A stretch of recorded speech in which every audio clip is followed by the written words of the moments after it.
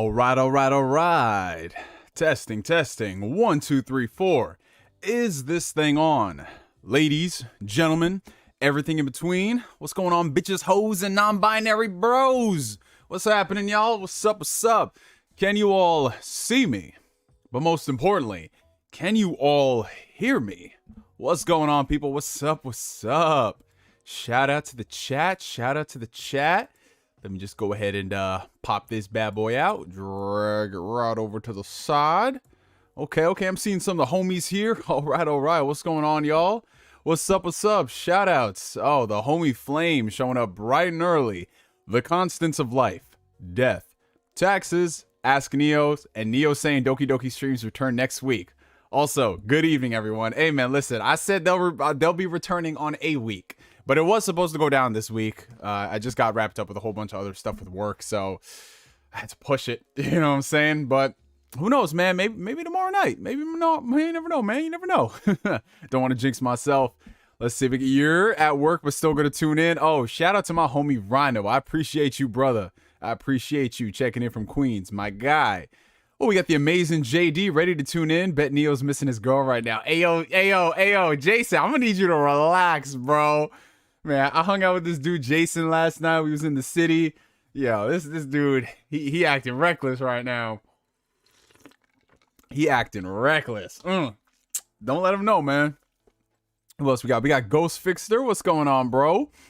Let's see. We got Kramer Jones, Don Otaku asking the real questions. How y'all be getting here so fast? Well, you see, Don Otaku, a lot of these people, Flame is the one who started this shit, but he's installed tracking bugs all around my perimeter, and he just knows when I go live, man. Even before I put up the notifications, he's like, "Oh, this nigga's about to stream." That's just how it is, bruh. That's just how it is. Oh, we got Aaron Stallings. What's good, bro? And we got Corey Gryffindor in the chat. Yo, guys, turned 26 3 days ago. My guy, Corey Gryffindor. First things first, everybody, happy belated birthday to Corey Gryffindor. Let's wish him some well wishes. My guy, I hope you had a fantastic birthday. Hope it was relaxing. Hope it was eventful. Whatever you did, my guy, happy birthday to you, bro. Good to see you here. We got Chris B in the chat. We got Big Nate, formerly small, but now big. Let's see. We got Michael Brent. We got Vinny. Let's go. What's up, my guy, Vinny? How you doing, bro? Everyone's favorite Hawaiian in the chat. Love to see it. Yo, what's going on, Atlanta? How you been, bro? Yeah, it has been a long time, bro. Oh, hope you're doing well. We got Dark Star Angel. We got Crazy Black Man 108. It would appear it is on. This man Adam was trying to video chat me like right before the stream started. This guy. We got Khalid. What's going on, bro? Sorry if I butchered that shit. Wee Man on Wheels. What's good, man? What's happening, brother? Came to chill with the boy today. Oh, I appreciate you. This man, Wee Man, literally goes back to when I had a Wii and I was hosting freaking Mario Kart tournaments. That's how long I've known this dude, bro. Oh, the king himself. I appreciate that, man.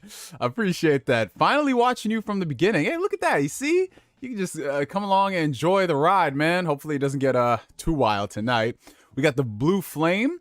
We got JPip25. Hate to say it, but I've been enjoying Call of Duty Vanguard. Well, hey, man, to each their own. I mean, I'm not big into Call of Duty like that, so I don't really talk about it much. I like playing zombies every now and then. But yeah, Jay, you're probably like the third person I know who's playing Call of Duty Vanguard. I only know like there's Persona Speaks, my homegirl Crunk Girl 711, and you're the third person I've seen with Vanguard, man. That's just wild. Let's see, we got David Big Lad in the chat, formerly David Small Lad. We got a lot of people who went through character development arcs. A lot of people went through their time skips from last stream to now. We got Reed94. What's good, Reed? We got Spooky, my guy. What's up, bro? How you doing, man? We got Marcus Doyle Terrell. Whose birthday? It was Corey Gryffindor's birthday, and I assume there was another birthday in the chat, unless I missed it. Well, happy birthday to everybody who's had a birthday in the last week or is having a birthday this week or next week. Oh, Chris B, there it is. So Chris B turned 28 on Tuesday. So happy belated birthday to Chris B. Everybody give him a round of applause for making it to another year. And I hope you had a great birthday, bro. Damn, it's everyone's birthday. Yo, you know what the funniest shit is? Whenever someone says, damn, it's your birthday again this year? And I'm like, yeah, I guess so. I guess, 365 days. I guess that's what happens, bro. You just have another birthday. Let's see. Who else we got in this chat? Video game lover. Good to see you, bro. Hey, Neo, just punished a pizza from Domino's. I was hungry. This man said he punished. Not that he ate the pizza. Not that he enjoyed the pizza. He said he straight punished the pizza. I don't know. That sounds sexual to me, man. Then again, it might have been if you were just that hungry, bro. What kind of pizza did you get, by the way? I'm very particular. When I go to Domino's, I don't get anything but the pan crust pizza. That shit is the best, man. That's the only thing I get at Domino's. That and the cheesy bread. I love the cheesy bread. It's just fire. I've been good, Neo. I've been busy as hell practicing for my audition for Berklee College of Music. Oh shit, my guy, Atlanta. Good luck on that shit, bro. I know you big into the music, man, so that's gonna be awesome. Asbel Launch, I'm here. Asbel deadass showing up like an anime character out of nowhere. I love it. I fucking love it. Even though I'm still at work. Damn. You're at work, Rhino's at work, Flame is at work, but y'all are all in the stream. I appreciate y'all. Thank you so much. Hope work is going by smoothly for y'all. Shit, I know how that be, man. I'm here with the receipts. Where's the mayo at? Oh, fuck. I do have to do that this stream. All right, let me at least get through the shoutouts first, okay? Let me get through the shoutouts. We got POTC 3000. What's good, bro? Let's see. All right, Michael Brent, my guy. What's up? And Fear No Hate. Just ate some pizza myself. Only get Papa John's. Yo, all right. So for me, I love Domino's. Domino's pan crusted pizza is the best. Papa John's, you know, I haven't fucked with Papa John's in a few years, to be honest. Only because Papa John's don't be putting out as many deals as Domino's does. And if I'm gonna spend some good money on a pizza, I'd rather get it from like a local pizzeria. You know what I'm saying? Lucky it wasn't me starting everything off with mayo. Yeah, you see, Corey Gryffindor, you age 1 year and then you just drop all the mayo jokes, at least for the time being. Yes. And for everybody asking, yes, I've been playing Forza Horizon 5. We are going to talk about that extensively later on in the stream. But we do have to get something out of the way first. Okay. So, you know, I'm actually kind of sad that they're not here to watch this. Someone's either going to at them on Twitter to come to the stream right now, or somebody is going to send them the clip afterwards, after we're all done. But yes, you guys, there is something that I need to do for tonight's stream. A couple of days back, I was thinking about getting the Guardians of the Galaxy game, because I heard a lot of good things about it. As y'all know, I wasn't really too hot about it when I saw the first trailer, and everything since just seemed kind of off. But all those reviews and then all the impressions I'm seeing from the community, you know, like Kid Smooth, BG, all those people are just talking very highly about this game. Some people are saying it's like in Game of the Year territory. And I'm like, that's very interesting. But you know what? I got too many other games to play. Let me wait till I finish up Tales of Arise. And I'm at the very last part of Tales of Arise, but again, that's something we'll touch about a little later. But I was like, you know what? I think I might as well go ahead and get that Guardians game. You know, it's like 20 hours long, nothing too crazy of a time commitment. So yeah, I'm thinking, yeah, let's try this Guardians game out. So I was joking on Twitter when I said, if this tweet gets 1 like, I'll go and buy the Guardians of the Galaxy game. And within a few minutes, that tweet had already had over 100 likes. So much to the point where the Guardians of the Galaxy Twitter account found that tweet, and then the lead director found that tweet, and they liked that. And I'm like, oh, fuck. Well, I guess I got to buy the game now. And then I look at my DMs, and I got a message from my homie, Randall Thor 19, the man with the million, as y'all know, incredible content creator. And he just messaged me saying, yo, you don't have Guardians of the Galaxy yet? I said, nah, Rand. Yeah, I was just going through some other games first. And he says, oh, okay, very interesting. And he shoots me a code. I guess he had multiple codes sent to him from other like vendors and all that shit. And he's like, here you go, bro. I wasn't using it. It's all yours. So he hooked me up with Guardians of the Galaxy for Xbox consoles. And I like right then and there, I was just like, what the fuck? Like, you know what I'm saying? Because I'm not that type of person that really goes around, tries to solicit stuff. But for him to just go ahead and throw me the code, I felt some type of way. And I said, bro, is there like anything you want in return? And he's like, nah, man, it's all good. I wasn't using the code anyway. So I said, you know what? That's beautiful. And so then somebody joked, I believe it was Nate in the comment section, talking about like, I forgot what Nate said, but it was something along the lines of blah, blah, blah, blah, blah, blah, mayo. And I said, you know what I'm about to do? I'm about to eat a whole spoonful of mayo on stream. And I said that a few days ago, and I'm like, yeah, I got a few days until the stream, and here we are right now. So, oh boy, should I just get it over with now, or should I wait till like the end of the stream for the mayo? What do you guys think? I gotta eat a spoonful of mayo. That's gonna be the most awkward thing out there. Like, who does that? Who just like outside of Jez Corden, who just opens up a tub of mayo? Is just like, time to dig in. This man said it's mayo time. No, no, no. No, no, no. Y'all about to see something you never seen on the channel tonight. This man Chris said now. Of course you show up. Of course you show up the second I do this, Chris. All right, y'all want this now? Okay, hold on. Let me go downstairs and get the tools necessary. Get it over and done with, bro. Down the hatchet goes. Y'all are just y'all are terrible influences, but I love y'all at the same time. All right, give me like 2 minutes. Give me 2 minutes, guys. Talk amongst yourselves. Make new friends. Add your gamer tags. Go ahead. I'll be right back.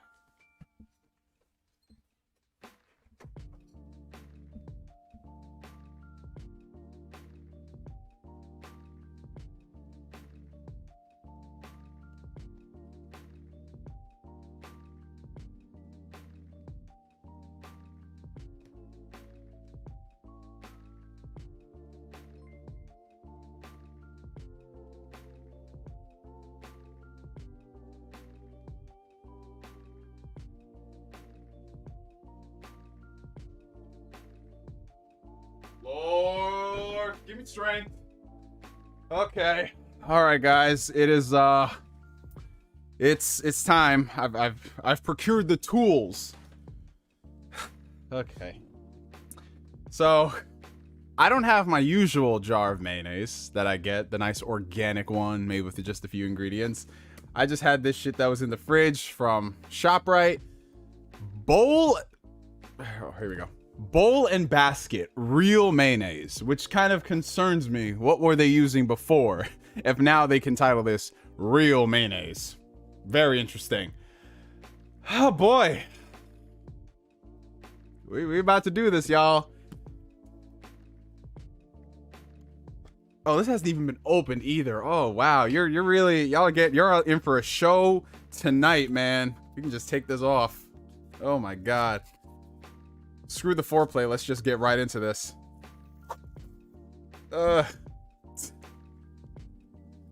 Nobody even dared me to do this. I just volunteered and I forgot. Oh god. Thank you, Spooky. I appreciate it, bro. Okay. Alright. Here we go. It's now opened. Got the spoon right here. I feel like that's a good amount. I feel that's a good amount, right? And here's the thing. I love mayonnaise, you guys, but I like mayonnaise in sandwiches and as like a dipping sauce sometimes for French fries. Corey Gryffindor, don't say nothing. All right, y'all ready for this? Oh, this is about to, hold on.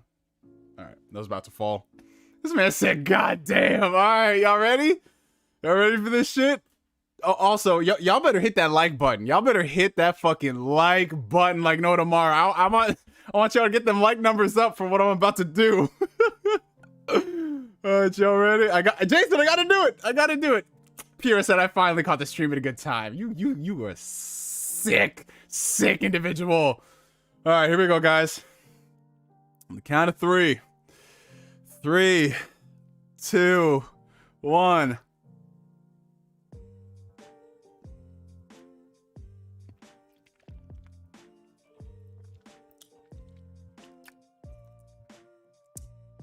Actually, that wasn't that bad. Now I think about it. Definitely getting some water.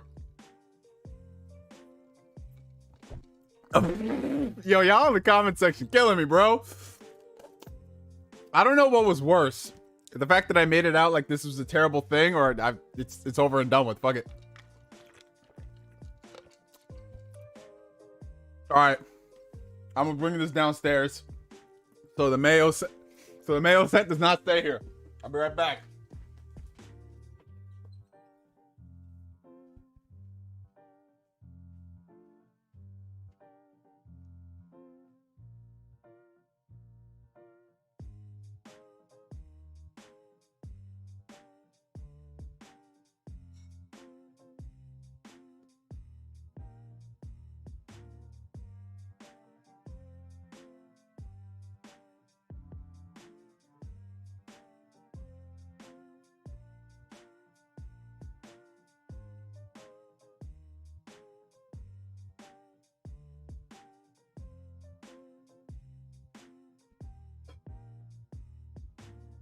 Oh God. Jesus. Okay, I'm back. I'm back. The deed has been done. Oh, we did it. We did it, y'all. I feel like I should take a shot right now. I feel like I might have to, but we'll see about that. We'll see. We'll see how the rest of the stream goes. Dude's about to barf. Now I'm actually pretty good, man. But all right. Okay. Welcome. This man said he's posting it on Twitter. Jesus Christ. The things I do for the community engagement. Okay. Jesus Christ. Welcome everybody to another fantastic and fabulous episode of Ask Neo. If this is your very first time tuning in, welcome. This is my weekly Q&A stream where we do not start out eating a spoonful of mayo. I promise you that is not that is not something that we do on the regular. But considering I am a man of my word, as you know, amazing JD, he was hanging with me last night. He can attest to this. I'm a man of my word. And as a man of my word, I eat a spoonful of mayo before the stream starts. But I want to say thank you guys for coming out to this stream tonight. As always with Ask Neo, it is just pretty much a free flow, free form discussion where you guys ask me questions and I try my best to answer them to the best of my ability. Hopefully I don't get too many mayo burps. We'll see what happens. Either way, that is a show. That is definitely a show, and you're not getting that kind of content anywhere. So first things first, I want to draw y'all's attention to the video description. You can find all of my links of interest. So the Discord community, the Phantom Weirdos, in addition to my Twitter page, Instagram, and all that jazz. And yeah, that's basically all the housekeeping we had to do, y'all. So what do we want to talk about tonight, guys? What do we want to talk about tonight? How do we bring it back? How do we bring it back to some sense of normalcy? What better way than talking about Forza Horizon 5? Are y'all ready for this? Are y'all ready for that Forza discussion? Because I'm ready for that Forza discussion. Anything to get my mind off of the mayo. Oh, what's going on, Sean? Don't even worry, Sean. You did not miss anything. Nothing interesting happened. Do not scroll back. Nothing happened, Sean. Nothing happened. This is just literally, this is where we start. Okay. This man says next time do a peanut butter. I could eat a whole jar of peanut butter. I could definitely do that. All right. So Forza Horizon 5. So full disclosure, because, you know, I am a man of my word.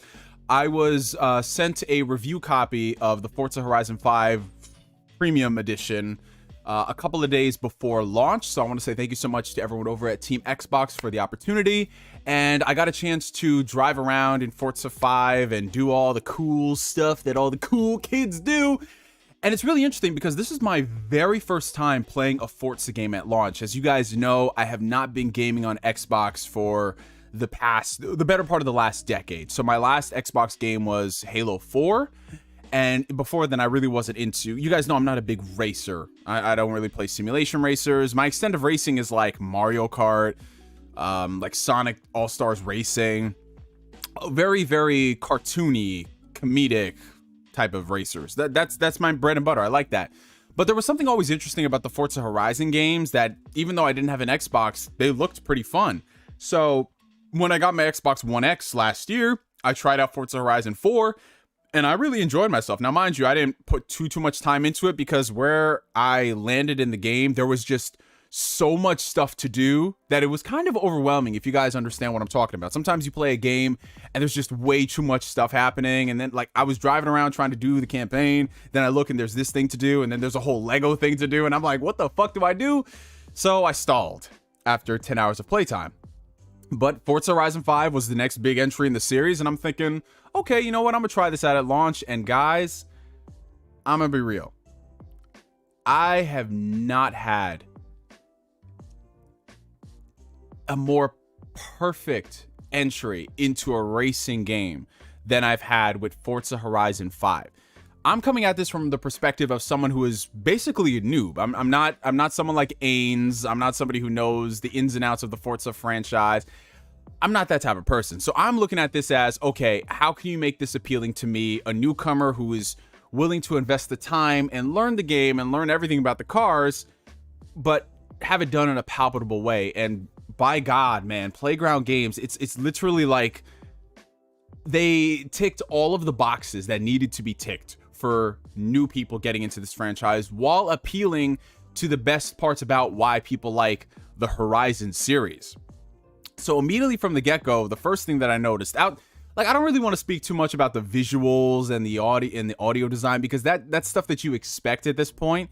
It's already a 10. It's at a level 10. The graphics in the game are fantastic, but you know, I can gush about graphics, but it lasts for only so long. What I loved the most about my time playing Forza Horizon 5, and I'm still playing it now, is just how they make this game. They made it so player driven, player centric. They made it in the sense that, like, you're not going to be too overwhelmed with what's happening, and you can play the game at your own pace, and you can advance and do things the way you want to do it. So you're not set following like one I mean, outside of like the campaign missions, but you're not set within like the certain aspects of how you advance to the next level. You don't have to do missions that you don't like, which is really awesome, because I can play the missions that I like and still progress in the story. And at the same time, if I'm interested, I can go ahead and do all these other things to level up my career points. And bro, like, there are just sometimes I would just boot up Forza Horizon 5 just to drive around and do all the stunt missions, and just, bro, this world, like, I am so excited. I was already excited that Fable's coming back, but after playing this game and what they're able to pull off in making an open world fun, even though you're playing as a car, it's just so, like, they're right in there. They're right in there. They know exactly what they need to do. So now all they have to do is make sure they craft a really good story for Fable, and then of course the RPG mechanics, but everything else in terms of like progression and making it fun and keeping you coming back for more, they're fantastic, man. And I cannot wait to get back into this game, man. Like, it's just so friggin' good. So good. So if you guys are on the fence about Forza Horizon 5, maybe some of y'all do not have Game Pass, or you're interested in buying the early access, go ahead and do that. If you're subscribed to Game Pass, you get it for, I think, like, what is it? It's like 45 bucks, somewhere around there. It's so good, man. It's so freaking good, man. I literally, like, I was contemplating not doing the stream tonight, and also avoiding the whole Mayo thing. I was contemplating not doing that just to go back and play Forza Horizon 5, but it's so good. And just looking at some of the comments that you guys are leaving, it's good, man. It's good. My boy Spooky Sprocket said, I'm just gonna call you Sprocky from now on, just to abbreviate it, bro. Playground Games are the masters at this. The extent that the team goes and the passion they show is amazing. One of the best dev teams around. Can't wait to see what they do with Fable. Absolutely, man. It's just so good. And I'm seeing a lot of people here picked up the premium edition, so that's awesome. Yeah, so I and for those who are on the fence about it, just give Forza Horizon a try when it comes out. Even if racing is not your cup of tea, trust me, racing is not my cup of tea, but I've learned to really enjoy it and have fun with it. Maybe the same will be, it might have the same effect with Forza Motorsport 8, but I'm not counting my chickens before they hatch, considering I'm not really a fan of simulation racing. I do like the arcadey stuff, and Forza Horizon is right up that alley. But dude, it's good, man. It's so good. And I just noticed that I missed a couple of super chats while I was gone. So we have a $5 super chat from the homie Flame. And this is Flame speaking like himself. Mocks Tales of Arise constantly. And this is what Neo says. Post a random pic of him being swole on a Tuesday. Flame says, I like to apologize. Also, no mayo, please. Well, it's a little too late for that, my friend. We did the deed. We did the deed, and thankfully y'all are still here in the stream. So thank you guys so much for that. And then Flame sent in another $2 super chat. Thank you so much, Flame. Playground games or Chads. Bring on Fable, baby. That's a fact. That's a fact. So yeah, Forza Horizon 5. It's very good, y'all. Very good. And oh my god, the lightning in the game? Dude, the lightning, the weather effects in this. Oh, shit. Let me stop. But shout out to all the people who've been joining into the stream recently. We got Obi in the chat. We got Elitist Edits. We got Zach. We got Rescue Squad. We got Julian Harris. What's up, everybody? What's going on, Bryce? Good to see you, man. Alpha King 2 Real, what up? Alrighty. Did I miss anybody? I think I got everybody. I think I did get everybody who joined. Oh, Oblivion's in the chat. What's up, Oblivion? What's up? Jason Gonzalez. Oh, man. What's good, people? What's good? Played it all day yesterday. Such a top-tier video game. It's such a gamey game. Yeah, it's literally a video game, bro. And you know what the weird thing is? These days, we kind of have to specify that something is a video game, if that makes sense. Because I'm going to be real, y'all. Like, all right, you know, we might as well just lead into the next topic, Tales of Arise. So I am on the cusp of completing Tales of Arise. I am on the very, very, very last portion of the game. I'm trying to speak around the spoilers because I know there's some people who are interested in playing it or still playing it. Oh, wait, hold up a second. We've got another birthday in the chat, another birthday coming up. Julian Harris, longtime friend and fan of the channel. He's going to be turning 23 on the 10th. So that's just a couple of days. So Julian Harris, my guy, from the bottom of my heart, happy birthday, my friend. I hope you have a fantastic day. Whatever it is you're doing, my friend, and stay gold. So yeah, Tales of Arise, as you guys know, I love the living crap out of the game. I love the characters. I love the story. I love the graphics. I love the combat. But then I hit a point in the game, and only people who have reached this point can really understand what I'm talking about, where the pacing just takes a major nosedive, and they do the one thing that I hate video games do. Needlessly dumping exposition when it should have been handled a hell of a lot better. Because with Tales of Arise and the way they do the story, you learn a bit about the story as you play it, but not too much. But then when you get to the end, that's when you get to the real heart of the story. And it's just such a major exposition dump to the point where you're playing one entire chapter. It's like 3-4 hours long, and you maybe get into 2 fights, if that, and everything else is just cutscene after cutscene after cutscene after dialogue after dialogue after dialogue after skit after skit after explanation after explanation. And it's rough, bro. It's so rough because at this point, you know, I'd already put in more than 40 hours, and now they're just dumping all this exposition.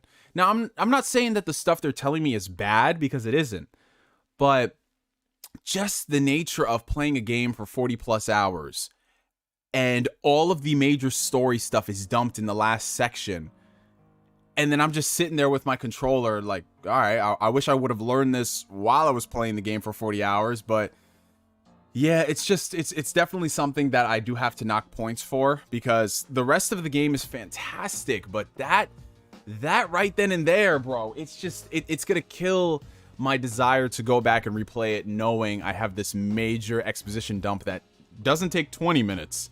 It takes a couple of hours. So yeah, there's that. But like I said, I've got maybe about 2 hours left of gameplay, and then Tales of Arise will finally be complete. What's going on, Maddie? Welcome to the stream, my friend. And congratulations to my boy, Valkian24. He just graduated. So congratulations, my friend. I know the ceremony's not for like 2 weeks or so, but I'm still wish you a congratulations, bro. I know you worked hard for that.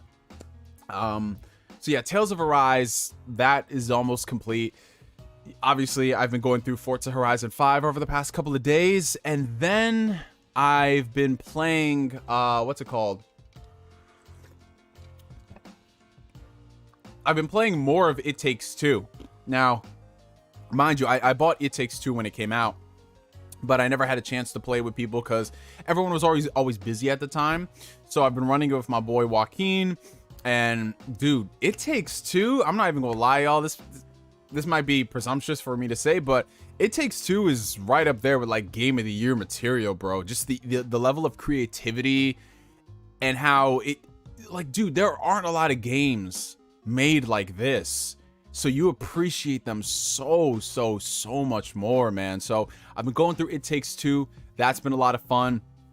And yeah, man, like my gaming for the past week has been literally just Tales of Arise, It Takes Two, and then Forza Horizon 5. And then once I finish up Forza Horizon, not Forza Horizon, but Tales of Horizon, I'm going to fully dive into Guardians of the Galaxy because I only put like, I want to say 2-3 hours into Guardians.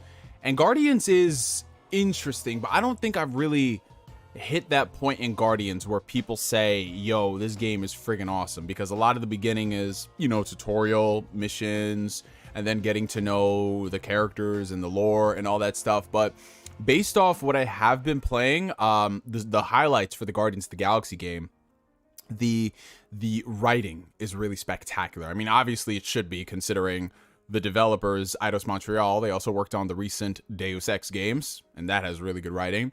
The visuals, this is what really surprised me, because if you guys remember, when they showed off the game at E3, the game kind of looked rough.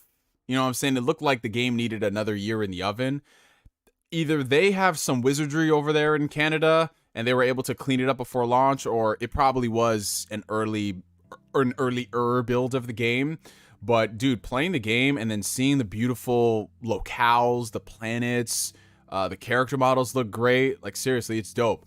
Now, performance-wise, I'm not gonna say the performance is bad, because it does offer, you know, a 60 frames per second mode, but it's not a steady 60 frames per second. And I'm playing right now on the Xbox Series X, and you know, the performance is steady for the most part, but I can definitely notice the dips when it goes down into like the 50s or, you know, the high 40s. It's definitely noticeable, but you know, it definitely nailed the feel of the modern incarnation of Guardians of the Galaxy. So obviously, if you know the Guardians from the Marvel Cinematic Universe, which, let's be honest, that's the majority of people out there, then you're gonna fit right home with this. Like, even right down to the characters' voices. I'm not saying that they're trying to do impersonations of the movie actors, but they're done really friggin' well, man. Like Rocket, like everyone in this game. I was so curious because I hadn't really heard them in any other properties, and I looked them up on IMDb, and most of them are like smaller, lesser known actors doing like small budget movies, some small TV shows, things like that. But dude, they did a really good job with their performances, man. And dude, like I said, the writing and the banter, the camaraderie between the team, like I live for that stuff. And when you have a diverse group of characters, you definitely want that to be a selling point. So yeah, I'm really enjoying that aspect of Guardians. Gameplay wise, I mean, I have like most of the team attacks unlocked, and there is a skill tree of sorts where you can upgrade your abilities. But I would say that the combat is probably the weakest part of the Guardians game. It's not that it's bad in any way, shape, or form. It's just not appealing. You know, it's serviceable. It gets the job done, but it's not something where I'm like, yo, I really like let's just take Spider-Man, for example. Spider-Man, the combat in that game, what you're able to pull off, his skill trees, all that stuff, it's butter. Guardians of the Galaxy, it's interesting, but I feel like a lot more could have been done with that game to make it palatable. Hopefully, if this game does get a sequel, they'll open it up and you can play as the different Guardians with the different play styles. That's what I was hoping for, but we'll see. What about you guys? What y'all been playing? What do you think about Guardians of the Galaxy? Sound off down below. Play Guardians on graphics mode. I mean, I don't really play games on graphics mode, Corey Gryffindor, because I do prefer the higher frame rates if they are available. So I mean, I tried it out a little bit for like 2 minutes, but dude, I can't go back to 30 frames, bro. I can't do that shit. And it's not that the FPS is like jumping from 60 to 30. It's just jumping from like 60 to high 40s. You know what I'm saying? So it's still above 30. What's going on, Trapped in My Psych? What's up? What's What's up, Mist? What's up, NKDN? Hey, Penguin. What's up, Chris B? What's up, Alex? How you doing, bro? What's up, y'all? But yeah, let me go ahead and do a scroll and blast because I noticed you guys asked a couple of questions. There was something before we got into the whole Mayo thing and things got derailed. No, I did not talk about Artful Escape yet, Oblivion, because you know the answer to that. I haven't played it yet. Is mayonnaise an instrument? Oh, somebody, Chris wants me to speak on the whole gamer tag Twitter Spaces issue. Yeah, we'll talk about that right after this. There was one question. Where is it?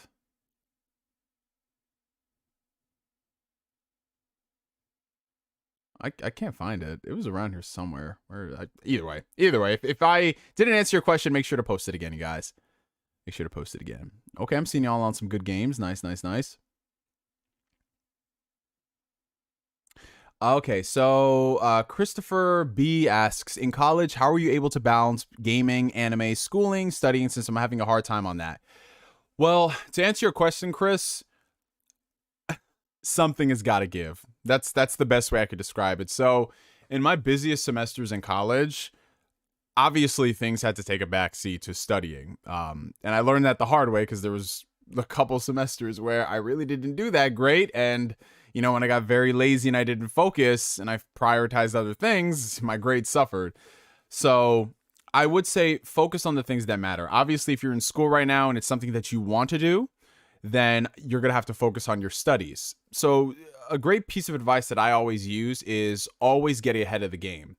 So if, let's say, for example, you're given these assignments and the due date is for like 2 weeks or something like that, see if you can get it done as quick as possible within reason. I'm not saying to rush it just to get it done, but if you can get it done sooner, definitely do that, because once you finish that assignment, you can spend that time doing other stuff, whether it's doing a little bit of studying throughout the days, or if you want to get some gaming in, do that too. But you got to prioritize the things that really matter. And honestly, there are going to be some situations where you're not going to be watching a lot of anime or TV or playing a lot of video games. It just is what it is. You know, when life gets busy, things have to take a back seat. And usually it's more recreational hobbies like streaming and video games and all that stuff. So for me personally, I would say maybe create like a plan of sorts to get all the stuff done. And once you do that and you can find little pockets of time where you can enjoy those things, go all out and enjoy it, man, because that's what it is. Life should be about balance. It shouldn't necessarily be about go, do everything and then burn out and then you just find yourself lost. It should be about trying to do the things that matter within reason. That's it. So if there's something that I know needs to be done and I have the time to do it right now, I just get it done. Like whatever it is, man, I just get it done. Like a great thing that I saw on Twitter a few years ago actually was it was basically like one of those self-help threads, and one of my friends retweeted it, and it was basically like, how do you overcome laziness? How do you because like people know exactly where they're supposed to, or should I say they know what they want. So let's say they want to be a CEO, or they want to lose weight, or they want to just be more productive. Like, how do you do that? And a lot of people give you the steps of what you need to do, but nobody talks about like the first step needed to overcome that. And honestly, it all starts, as weird as this sounds, you guys, it all starts from the bedroom. Because more often than not, a lot of people, myself included, when it comes to procrastinating things, it's usually because we don't want to leave our comfort zone. And what's everybody's comfort zone for the most part? It's going to be your bed. So if you wake up in the morning and you know you're supposed to get something done, honestly, what I've started doing is I literally, if I know I need to get something done and then I see distractions like my cell phone or the Xbox or the PS5, I literally just throw my covers off. I put my feet on the ground and I just move. Because once I'm out of bed, I've already accomplished something. And then from there, you start thinking, okay, that wasn't so bad. What's the next thing that I got to do? And you take it bit by bit. So let's say, for example, you have this giant project that needs to get done. obviously, like, there's a million things that need to go into making that happen. But start with the first thing. Start with the first thing, and then once you overcome that first thing, you get like a little bit of not adrenaline, but it's like a little bit of dopamine. Like, wow, I did that. This is great. Let's move on to the next one, and the next one, and the next one. And by the end of the day, you've accomplished your task and you feel so much better about it. So that's a little bit of advice from me as far as like how to overcome stuff. You just literally have to plant your feet on the ground and move. That's it. Appreciate it, Sprocket. Thank you, bro. And look at it like this. Once you get all the important shit out of the way, like you finish, you graduate, your degree and all that stuff, you have time to do the things you want to do. So there's that. And I will say this much. Once you get all the school stuff and the certification stuff out of the way, and you start getting into a proper routine, like you know what your work schedule is, you know the time you spend on your projects. Once you have a situation where you know exactly how your day is going to go, then you can find periods in time where you play. So me, for example, because I usually work evenings, most of my free time is in the mornings, in the afternoons. So when I wake up in the morning, the first thing I do, I just go to the way. I just go to the gym, get that shit out of the way, because once that's done, I can now enjoy myself. I have a couple of hours before I go to work, and then in a couple hours, I can do things like, let's say, meal prep. So, like, in my case, another great example, I spend a lot of time eating food. And when you eat food, you spend a lot of time cooking food. So, cooking in bulk for 3 days, if you just spend an hour doing that, that other time that you have where you could like be playing a video game or watching an anime or catching up on whatever, you can do that and not worry about, okay, I got to spend like 20, 30 minutes cooking. So it's all about the little things and working within like whatever your thing needs to get done. So yeah, that's just a little bit of advice. One thing an old boss told me was make your bed first. It's something not everyone does, meaning you've accomplished something not everyone has, or put your phone across the room so you can't. Yeah, absolutely, Bryce. It's literally just the little things. And I'm not saying that if you make your bed every day, you're more successful than the average Joe, but it's all about instilling those good habits in you. Like, here's another good example. When you're at the grocery store and you guys have a cart, right? Or a trolley, I guess. Is that what it's called in other countries? A trolley? I'm not sure. But you go to the grocery store, you have a lot of groceries, you have your cart. Ask yourself, how many people actually return the carts to the little cart holder, cart garage, or I'm sorry, cart garage? How many people do that, right? It literally takes an extra 15 seconds to do that. But you know, a lot of people aren't going to do that. Now, does that make you automatically better than them? I mean, me, myself, and I think that, because, you know, it's just something simple. But literally, it's just those things. You just instinctively think, okay, I'm going to do this, get this out of the way. Like, if I see something in my room that's got to be taken care of, get it out of the way right then and there. Because then you just feel better about shit, you know? But yeah, it all comes from you baby step stuff, you guys. You baby step stuff. So, like, in my case, when I play video games, and this was a big problem last generation. Last generation, as you guys know, games had a lot of load times. You know, whether you were reading them off the Blu-ray disc or downloads, they had a lot of load times. But now in this generation with the SSDs, we don't really have time to wait in between games. So like beforehand, I would always be on my phone scrolling Twitter, replying to a text message. Now I don't have that time. And I'm like, oh, that's awesome. But one thing I started noticing, because I had gotten comfortable with it, is I'm still on my phone sometimes when I game. So what I started doing last couple months is I just put my phone in the drawer when I game. That's it. That's all I got to do, man. And then from there, I focus on the game and I have no other distractions, because once you get out of the zone, it's hard to get back in. It's the little things in life. Little things in life. My dad always goes off on a rant when people never put the carts. Yeah, dude, it's just so simple, and people, they don't want to do it, man. But then they'll complain about how millennials are so lazy. And I'm like, look at you, bro. Sprocket says, exactly. Being a single dad, I got four kids. Damn, I thought you had 2 kids, bro, but 4 kids. Shout out to you, my man. I got 4 kids to clean up after, so I make sure I get the cleaning and housework done before my gaming. And that's another thing, Sprocket. Now, I can't speak to this because I don't have kids, but I'm sure you get all of that stuff out of the way first, not only because it gives you more free time and leisure to enjoy, but it also instills something in your children where they see, they're like, daddy is over here and he's getting all this work done. He's like, because kids are very receptive to what they see. And if they see their parent going above and beyond to do these things, even if it's something so simple as throwing out the trash, like have it ready the morning of before garbage day instead of waiting until the next day before the garbage truck comes. Like, people pick up on that stuff, or at least I'd hope people pick up on that stuff. But shout out to you, my guy. Single dad, 4 kids, and you still got time to do all those music covers on Twitter. My man Sprocket out here working. You love to see it. Got busy with work and I couldn't finish my drawing. Creativity is not something you can force, but I like drawing, so I draw fan art as a way of practice and enjoyment. Yeah, honestly, it's all about what you want to do with your time. Like, the older I get, guys, you know how there's some situations where people force themselves to do things because they think I might really enjoy this just because everyone else is. Like, there was a period of my time where I would always like try to force myself to play something, force myself to watch something, force myself to do whatever. But if I wasn't enjoying it after so many hours, I would just drop it and think nothing of it. And then I started thinking, like, all the time that I spent, the hours in those games that I was playing because I thought I wanted to play them, I could have put that towards something else, maybe another game that I'm enjoying. So I think it's very important that we spend our time doing exactly what we want. So if somebody doesn't really care about any other type of game than Final Fantasy 14, then they're going to play Final Fantasy 14, and that's just fine.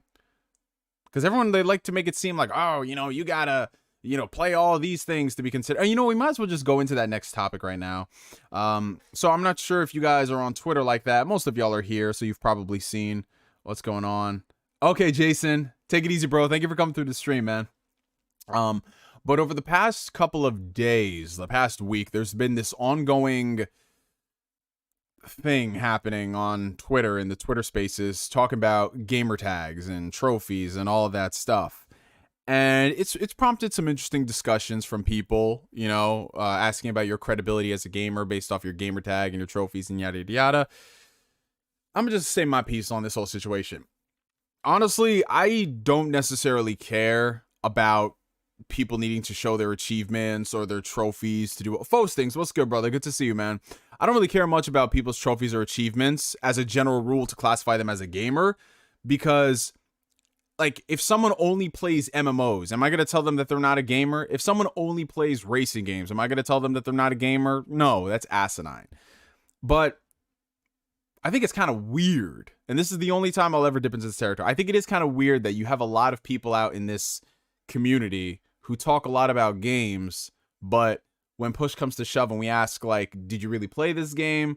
They're very defensive about things. That's the only thing I will agree on, because I think that if you have nothing to fear, you have nothing to hide, right? So I don't think when people say show your gamer tags and show your trophies, it's not because they're trying to rate you as a gamer per se, but if you're saying some spooky stuff in the way you're moving and then you look at the trophies and then someone's not playing games, that's kind of an issue.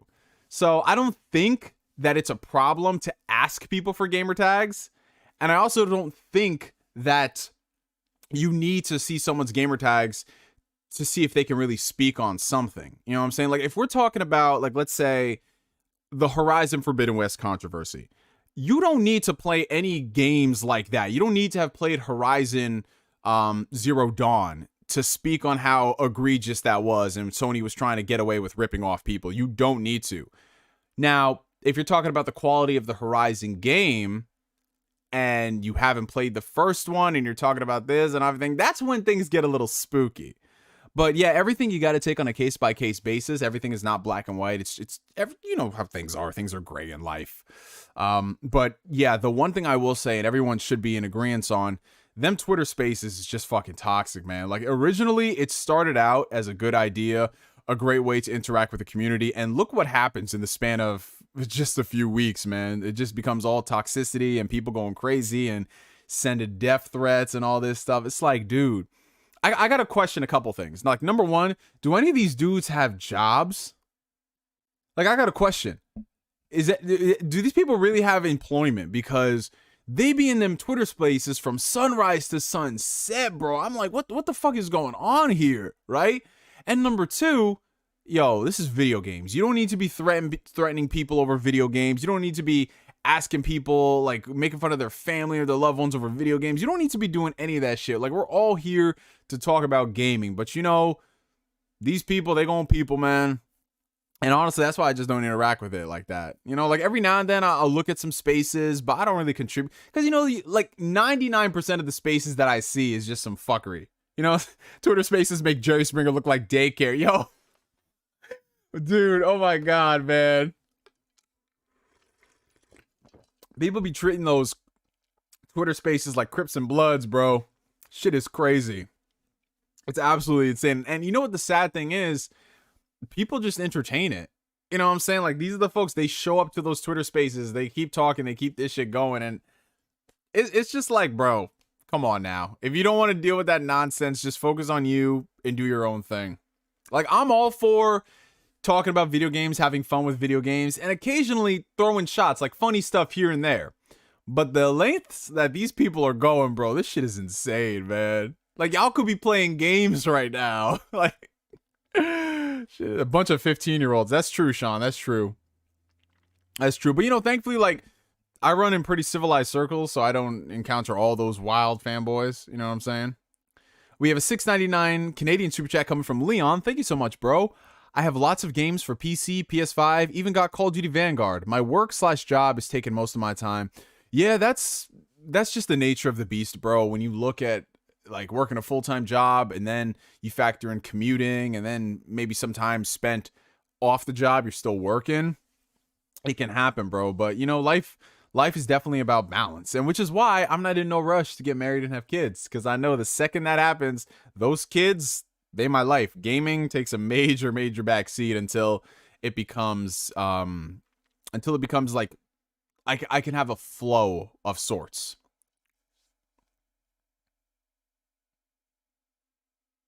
Video idea. Join Twitter and just comment something that sets them off and record what they tweet back to you.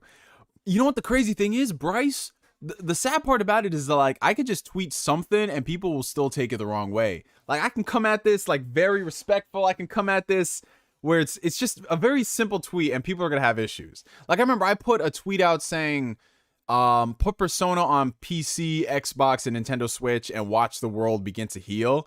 And somebody already had issues with that. Like, someone posted, like, a quote retweet basically saying something on the lines of, oh, well, that would be great if, you know, Xbox gamers actually bought games or whatever. And I'm like, bro, this is just a simple, harmless tweet, and y'all are turning this shit into a fanboy war. There's, like, no agenda in my tweet. Yet people, you know, everything at the end of the day, unfortunately, and I hate to say this, a lot of these people, I think, do have a lot of mental problems.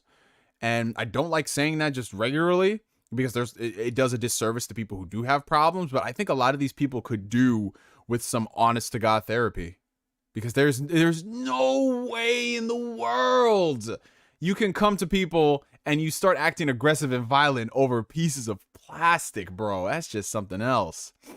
Nobody should ever use Twitter, period. No, I disagree with that, Dark Star. I disagree with that, because if we applied that logic to everything, like, YouTube used to be hella toxic back in the days. You guys remember how shit used to be, but we still use YouTube. We have fun, and I've met a lot of you guys because of YouTube.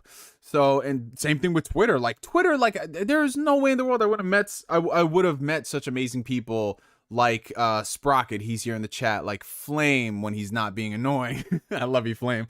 You know, like everybody else out there, and all you guys in the chat too. We've come from Twitter. So I don't necessarily think that you got to ban the whole site or you got to stop using it. You just got to roll with your people and just shoulder roll all that weird stuff, man. Like, I don't give any energy to that stuff. If anything, I just look at that shit and I'm just very sad, man. Because there's people, you know what I always use, guys? And I know it's not going to come up in an average situation, but just imagine some of these people and the way they talk, right? Imagine going to a bar and actually seeing these people talk like that. people would look at them like they're fucking insane. Like, seriously, like threatening to kill somebody over the PlayStation 5 runs at this percentage faster than that is fucking insane, man. Like, yeah, people in the real get pissed off over sports. People, people back in the day, they got into some shit over Tupac and Biggie. Like, we understand, like, it happens. But the extent that some of these console dudes go is just, bro, I can't even. I can't fucking even, bro. That shit is too much. That shit is way too much. You're one of the first people I watch consistently on YouTube. Pierre, my guy. Thank you, bro. I appreciate that. And congratulations to you too, man. My boy Pierre, I believe he's going to be... You're going to be one of the speakers at your graduation, right? We got a $2 super chat from Flame. Twitter needs to allow people to block spaces. That's not a bad idea, bro. Just give people the option to not see it. Oh, Rick Payne, what's in the chat? Wagwan, brother. How you doing?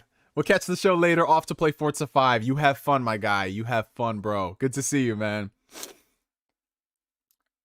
But, like, bro, could you imagine if you were at a bar? Could you imagine you were at a bar in 2019 and someone came up to you and they were just like, yeah, Captain Marvel, it's too woke and blah, blah, blah. And they go into their whole spiel and like, bro, I didn't like Captain Marvel. But I'm not going to sit here and be like, yo, if we're talking about Marvel movies and blah, blah, blah, going into this like 45-minute tirade, it's like, Nick, it's not that serious, bro. But you know what? Let me tell you a perfect example. And if Jason was here, Amazing JD, he'll back this up. Because yesterday, when we were coming back from Queens, we were on the subway and we had both seen Eternals. So we were just talking about Eternals. And there was this guy who was on the opposite seat towards the very end on the subway. He overheard us talking about that and he's like, oh, y'all talk about the Eternals? And I was like, yeah, bro. And he wanted to get our honest to God opinion about it. And so we just started talking with him and we were talking about the things we like, we didn't like. He was like, Captain Marvel I wasn't crazy about, but you know what I was crazy about? I love Falcon and Winter Soldier. And mind you, this dude was like 57 years old. And he was just like, yeah, man, I remember when, the Infinity Gauntlet comic came out back in the day. I was like, what the fuck? Like, bro, it was so awesome. Like those type of random conversations are fun. And like I said, I'm not making this shit up. If Jason was here, he would tell you guys this shit happened. But I do not trust these console dudes to have that civil of a conversation as well. I don't trust them, man. Neo, have you seen the Games as a Services fraud video by Ross Scott? I have not seen that Ross Scott video. Hey, what's up, Neo? Just got off of work and now I'm smoking a J, watching my guy. Oh, I appreciate you, JH. Thank you. Yo, man, that was me last night. My boys were in from Cali and they brought some premium grade AAA bro. That Cali stuff is intense, bro. Holy fuck. I took 2 hits of this pen. Oh my God, bro. Like, I took 2 hits and I was good, man. I was fucking done for the night. And I was like, if I take one more hit, it's not a good look, bro. But I'm about to do the same later, JH. I got some new stuff actually. I got some new stuff, so I can't wait. And I love that I can discuss this stuff now that it's legal in New York. Cause dude, there was once upon a time when it was not so legal. All right. Yeah, Chris B, honestly, that's why I always say leave the top 10s for, like, you know what you should do, Chris B? Just comment your top 10 and then mute the thread. That's it, bro. Just move along. Because remember, they come into you, not the other way around, bro. So if they're going to take the time to write dissertations for each of the choices in your top 10 list, like, for example, Chris B, like, if we're talking on Twitter, right, and you say, I don't know, if you say Ride to Hell Retribution is one of your favorite games of all time.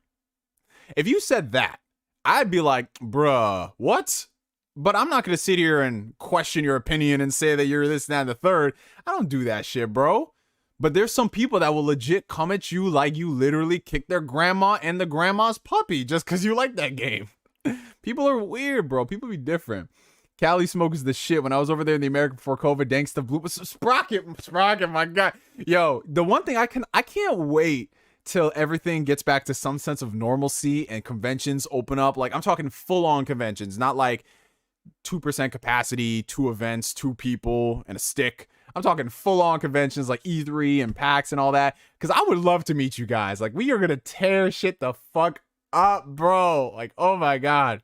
Everybody knows me. I'm like that shot guy. So whenever I go out with friends, I'll be like, yo, we taking fucking shots. Let's go.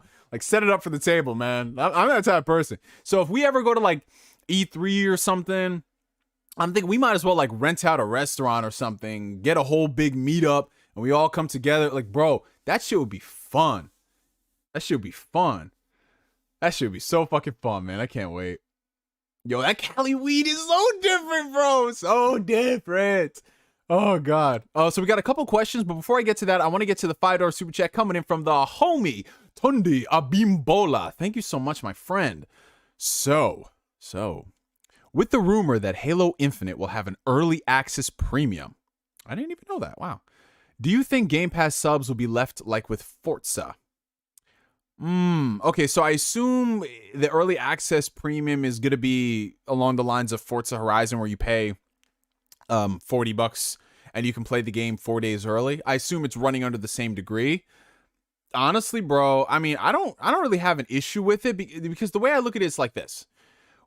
You sign up for Game Pass, $15 a month, and you get access to the Halo Infinite game. And they've stated that you get a couple of perks because you're subscribed to Game Pass versus buying the regular game. So that's some cool incentive. But if people want to pay more money to play the game early, who am I to judge them? Now, obviously, that might mess with some of the things in terms of progression. But the thing about these games is that they go on for so long that 4 days really isn't going to make a difference in the grand scheme of things. You know what I'm saying? Now, if it was like play a whole month before the general audiences, I could find some issues with that.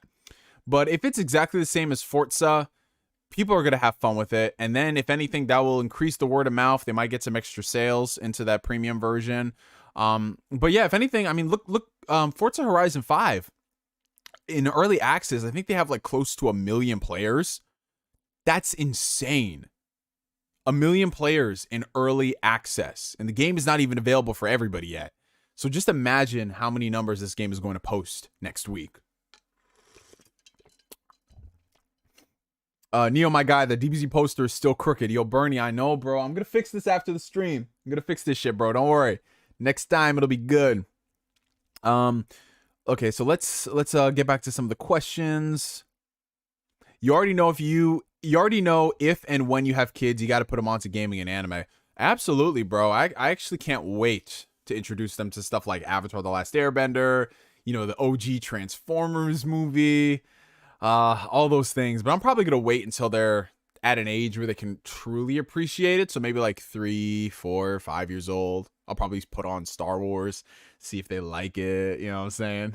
I don't want to put on something on the level of The Witcher. You know what I'm saying? I'm not worried about the violence, because if they see that shit, I'll be like, yo, listen, you got this out of the way early. You saw a decapitation early. But I want them to experience the complexities and the nuances of some of these shows.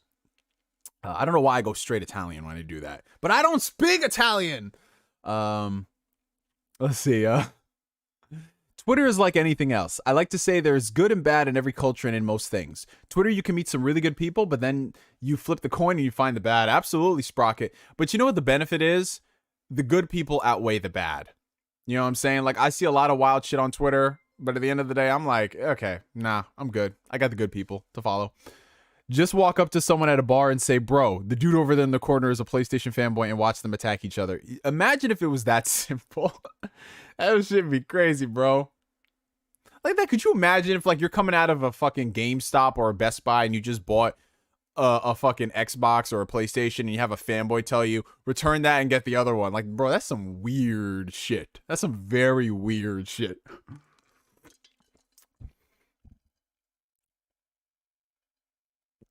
I got into a fight and beat up some guy in 7th grade, I think because he said Sonic Heroes was better than Super Mario Sunshine. Yo, what? Damn. I mean, that's facts, though. That's facts. Super Mario Sunshine is a better game than Sonic Heroes, but this man really put hands on someone. At least in the 7th grade. Could you imagine that shit, bro? They arguing and shit. They talking about how, nah, man, Sonic Heroes is trash. Nobody wants a team game. It's like, I promise you this game is better than Sunshine and going and splatting around water. I want to see that reenactment. I definitely do. Darkstar Angel asks, what do you hope should happen in the new Lightyear movie? Honestly, bro, I just want a good movie. I mean, I'm not too well versed with the lore of Toy Story. I mean, I watched the movies.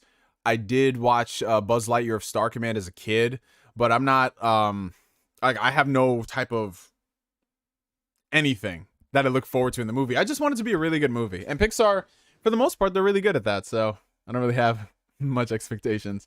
Marcus Doyle Terrell, how many days do you go to the gym? So right now, with this program I'm on, I'm currently going 4 days a week because they're structured around the main 4 lifts: squat, bench, deadlift, and overhead press. For the past year, I was going 5 days a week, but now I trimmed it down to 4, and I have a little more free time with that extra off day to do other things. And I really do like it, bro. It's nice.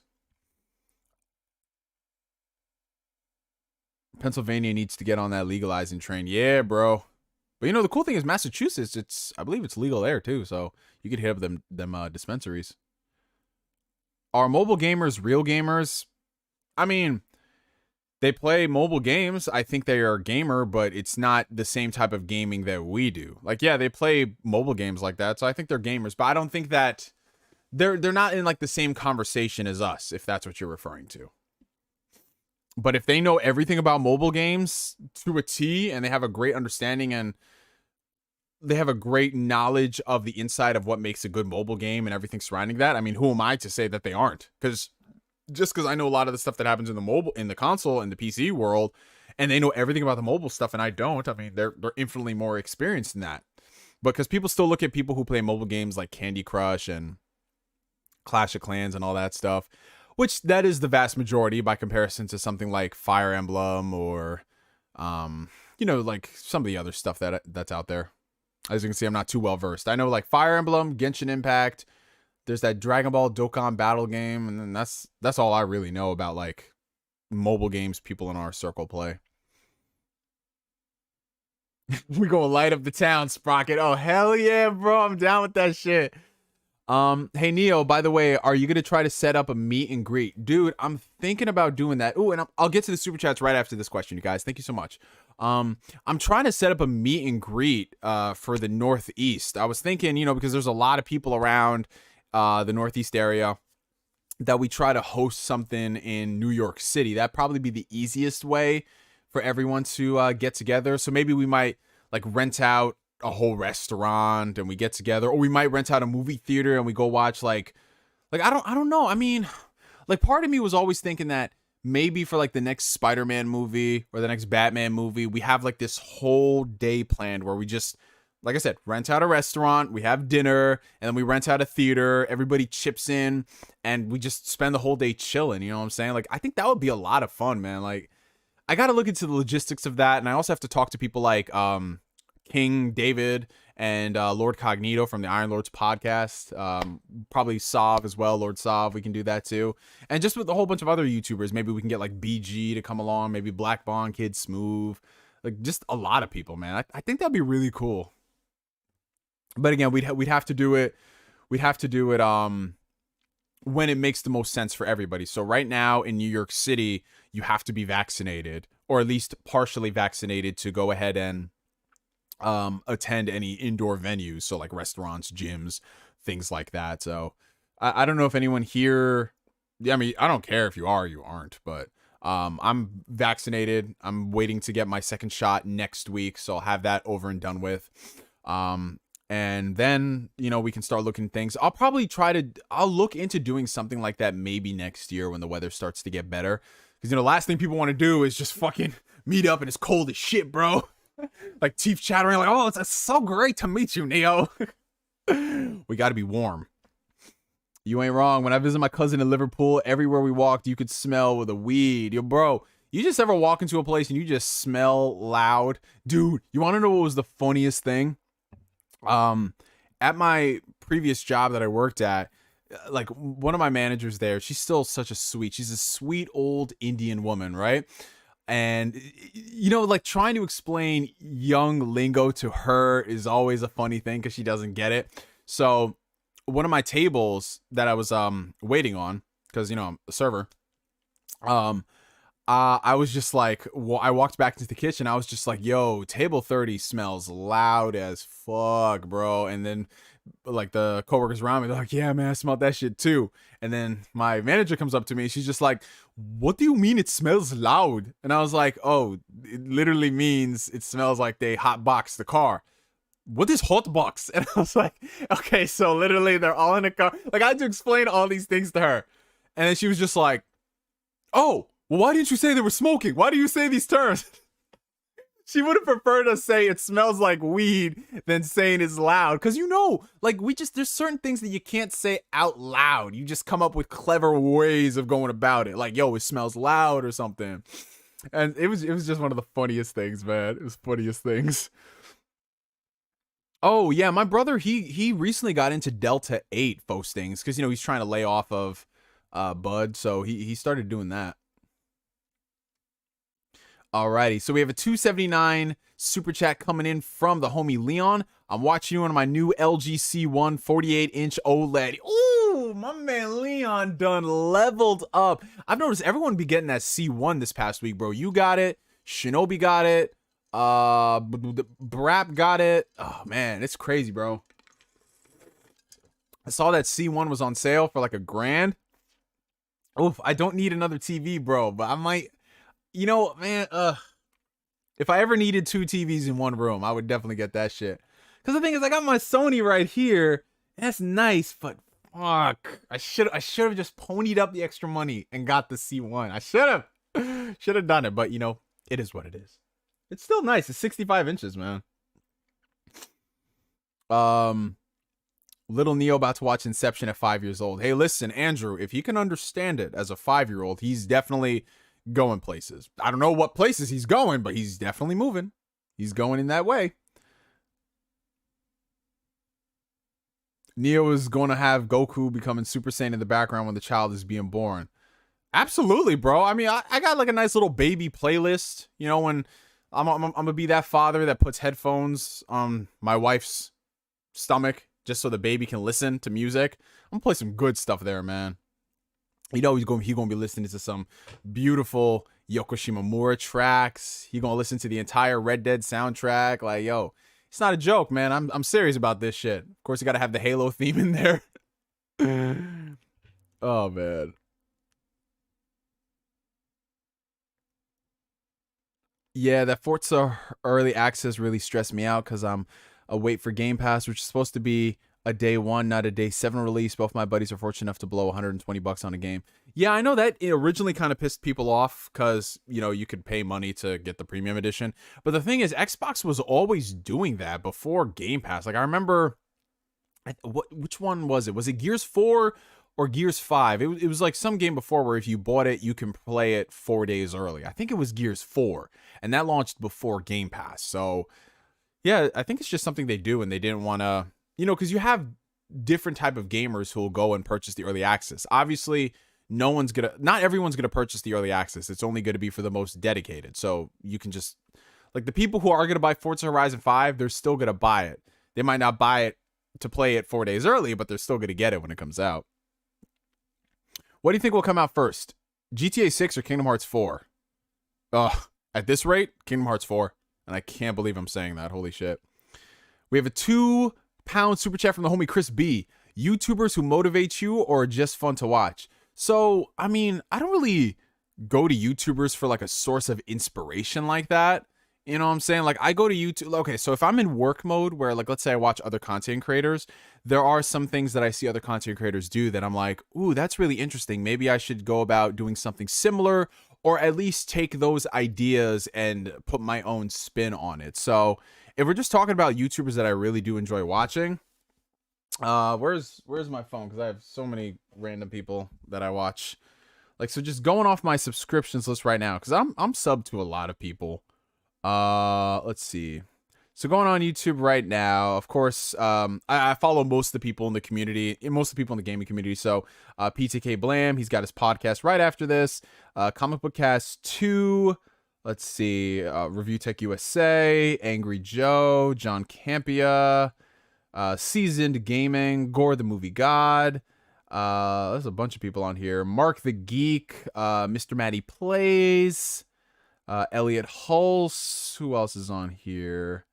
Yeah, people don't really upload too much on Saturdays for obvious reasons. Austin Evans, Did You Know Gaming, Greg Doucette, More Plates, More Dates, Living Split Screen, Linus Tech Tips. Yeah, I follow just like a bunch of people, man. Scott the Waz, of course. Let's see, Sacred Symbols, Defining Duke, Matt McMuscles, Comic Historian, Comics Explained. Yeah, just a Tipsy Bartender, because of course I love seeing new drinks on there. Spawn Wave, Level 1 Gaming, Robert Meyer Burnett. Bunch of people. Yeah, just a bunch of people, man. Jeremy Johns, Chris Stuckman, Captain Midnight. Oh no, it's Alex. Iron Lord's podcast. Yeah. And I can just keep scrolling and scrolling and scrolling and scrolling. Fun Speculation. Randall Thor 19, the man with a million. You know how that goes. Alrighty. Okay. Oh, shout out to all the new people who've been joining. Shout out to y'all. Why are you reading my subscription list, bro? Hey, we follow some good people, man. We follow some good people, man. This man said the stanky stuff.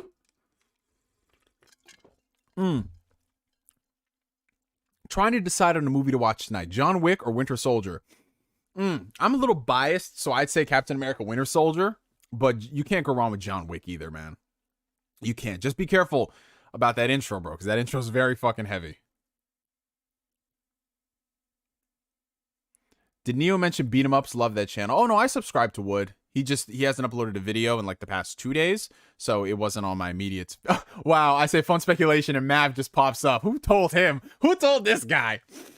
What's up, Arson Lock? Smash that like button. Yes, that's right. If you guys are enjoying the stream, make sure you help out by clicking that like button, because it can send this video out into the ether and we can get a whole bunch of new people into this amazingly weird but awesome family of ours. What did you think of the Morbius trailer? This will be quick. I'm as you guys know, I'm not a fan of Sony Marvel, like their attempts at building a cinematic universe with villains that are tied to Spider-Man. I was not a fan of the first Venom movie. Did not care for Venom Let There Be Carnage, and this Morbius trailer just, it looks like more of the same, bro. But the worst part about the Morbius trailer is that they're trying to sell this movie more on the references and the Easter eggs than they are the actual movie. Like the references to the Sam Raimi movies, the Andrew Garfield movies, the new ones with Tom Holland, and even Venom. It's like nothing about this movie it seems like it's selling itself on itself. So yeah, I have no desire to watch this movie whatsoever. And that's the sad part about it, because I love Morbius as a character in the comics. I love his interactions with Spider-Man. Same thing for Venom. I love Venom's arc from his inception to where they change things up with him. But yeah, we're not getting those in these movies. We're getting something completely different. And I mean, listen, if people like it and they want more of that, then by all means, let them support it. But me, myself, and I'm going to save my money and watch something else. Have you ever read the manga Blame? No, but I've seen it. And it was always so fascinating because, like, whenever I see shows or comics or anything that have explanation points, they're always funny. Always funny to look at. Let's see. Oh, what's going on, Bobby? GC Plugs, welcome, my friend. Welcome. Yo, Trader Joe's mac and cheese. That 4-cheese mac and cheese is the GOAT. My little brother works at Trader Joe's, and because he gets a discount, he always brings back so much stuff, man. I love Trader Joe's. Trader Joe's has got some good shit. If you guys have ever been to a Trader Joe's, y'all know what I'm talking about. Where did you come from? Where did you go? Cotton Eye Joe. My friend and I used to call it pizza. Anytime we wanted to smoke, we'd say, "Want to eat some pizza?" I like that, Bryce. I like that. You know, you gotta have those code words. Oh, bro, Sprocket, if you ever come up to New York, you better let me fucking know, bro. We gonna turn this shit the fuck up. It's gonna be crazy. But that would be dope. Like, if anyone lived in, like, the Northeast area and you're willing to come to, like, a New York meetup, like, I would love to do that. Because it's just one of those things that I love interacting with you guys on Twitter. I love us doing this on YouTube. But it's a different thing entirely when you actually meet somebody in the real and you cherish those memories. So if I'm fortunate enough to meet someone who I've met online, who I've, you know, encountered online, that's a blessing to me. Like, for example, one of my subscribers from the early days of YouTube, my boy Walter, You know, I'd known him since 2009, and we had finally met up when he visited New York in 2019, right? And he just came back this year because, you know, obviously COVID shut everything down last year. But yeah, we got together, and mind you, like I had work earlier in the day, so I was like, damn, I can only see this dude for a couple hours. Fuck it, I'm still gonna make my way out to the city. Met up with him, met up with Jason, and we just had a really good fucking time, man. And you know, it's those memories that you cherish and you look back on. So that's why I'm a big proponent of, you know, starting small, you know, calling people, getting to know them, just to get familiar with your voice and everything, leaving that impression, that impact, and then meeting up with them. You know, like I love that shit, bro. I love it. $2 super chat from Blue Senshi. Neo is now known as the Mayo Lord. I guess so. I gotta wear that title since I ate it on stream. Jesus. And we have a $2 super chat from the homie Marcus Dole Terrell. What are some red flags that stop you from dating? Oh boy, here we go. We're getting into the more real life talks. Everybody buckle up, buckle up, buckle up. So let's talk about some dating stuff, guys. Because I know most of y'all here probably have experience with dating. Some of y'all are married, so I'd love to hear your input too. But if we're talking about my experiences with dating, my red flags. Now, I've been single for the past year, little over a year now. My last relationship was almost 3 years, a little over two and change. And I learned a lot of stuff from that relationship. A lot of things to look out for in the future. Because, you know, everything in life is a learning experience, for better or for worse. Sometimes you learn things and it's from a good situation. Other times you got to get beaten down to understand, in the case of relationships, what you like and what you don't like. So for me, some big flags in relationships. The number one most important red flag, especially at this stage in my life, is not respecting personal boundaries and time. Oh, Carrie, what's up, bro? Oh, I appreciate you, brother. Thank you so much for coming through. Carrie's another one of my OG homies I actually met from another one of my friends. So it's crazy how all this stuff is coming full circle. It's so dope. So for me, violating personal space and boundaries. Now, I'm not necessarily talking about violating trust. Like, let's say, for example, if she's always wanting to hang out and I'm always coming up with some type of excuse and I'm moving kind of shady. I'm not talking about that. I'm talking about how, like, let's just say, for example, at this stage in my life, I've got a lot of stuff going on. You know, after COVID and just getting back into the flow of work, in addition to doing this YouTube stuff and, of course, my own personal leisure and entertainment and working out, I can be pretty busy at times. So if I ever elect to go into a relationship, because I don't just go into a relationship just for the sake of, like, if I needed to express myself sexually, there are so many easier options available than getting into a relationship. So for me, if I'm choosing to get into a relationship and sharing my time with somebody, I want it to be known that just because we're in situations where we don't have as much time to spend together, that does not mean that I value you less. Because I'm a big proponent of making somebody feel loved more than just assuming that they know that. You know what I mean? So I'm very much so. I'm an affectionate individual. I'm like that type of friend who, if, like, let's say, for example, Sprocket, you're coming over here, and I'm not trying to make light of this at all, bro, so don't take it this way. But let's just say, coming up with a situation, but let's just say Sprocket had gotten, like, full custody of his kids, right? I'm that type of person who would be really fucking excited about it. Not saying, like, oh, good for you, bro, but I'd be like, yes, fucking hell, that's awesome, bro. Like I'm that type of, like, hype man individual. That's who I am, and everyone who's met me in the real, they know that. So to me, it's when I'm in a situation where, like, I'm in a relationship, I always make sure that that person knows that they're loved and they're appreciated and they're taken care of, and just aware of the situations at hand. Doing this YouTube stuff, content creation, that is, in some situations, sometimes like a full-time job. For others, it's more flexible because they employ people to do editing and all that stuff, but still, that comes with management and all of those things. So it can take a lot of time. And if you explain it to somebody and they say they get it, but at the same time they get mad at you because sometimes you have to buckle down and work on stuff. I don't like when people, they say it's okay now and then it's an issue tomorrow or an issue an hour or so. So in my last relationship, there were times where, you know, I just like, there'd be one week where we hang out like 4 or 5 times a week. And then the next week we only hang out once or twice because of the nature of like, oh, I have this game that I have to play and I have to work on a review. So I need my personal time to take care of this shit. And it's just like, I'm not a fan of people who say something and then they get mad afterwards. Like they're not showing their true intentions. That's a big deal breaker for me. Cause like, I'm just gonna be real.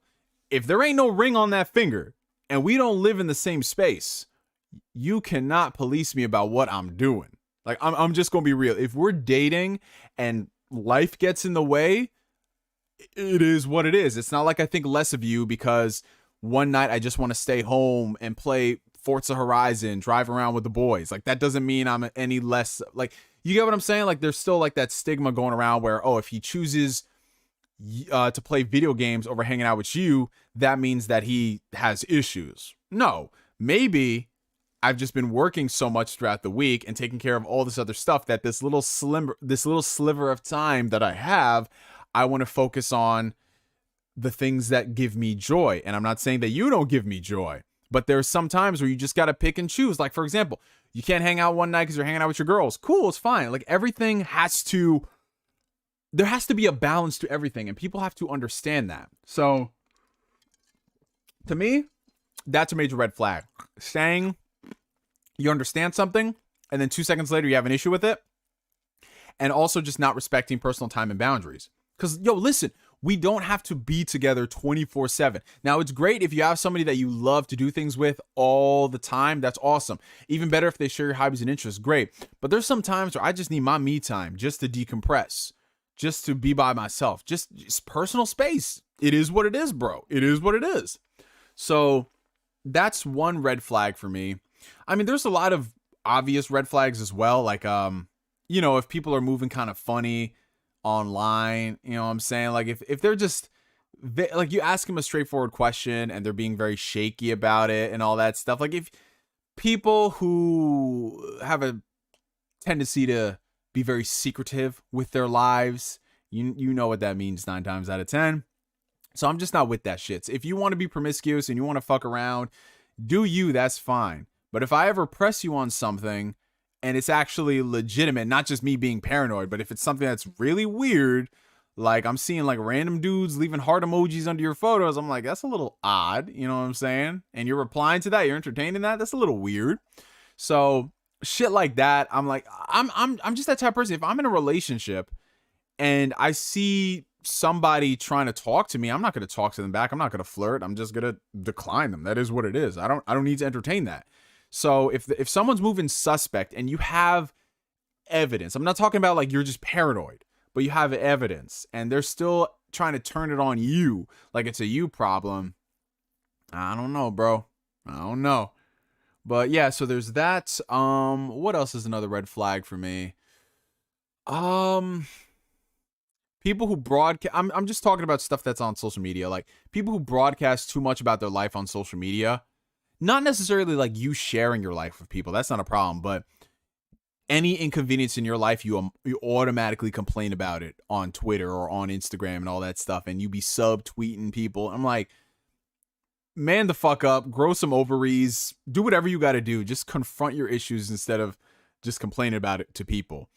Because I don't like that shit in a significant other. I mean, I can understand complaining to each other, but if it's just constant complaining and there's no type of solution in sight, like I'm that type of person, even in a relationship. If they ask me for advice on what to do, I tell it to them one time, that's it. And if they still keep coming back to me with the same problem, and I ask them, have you tried this solution?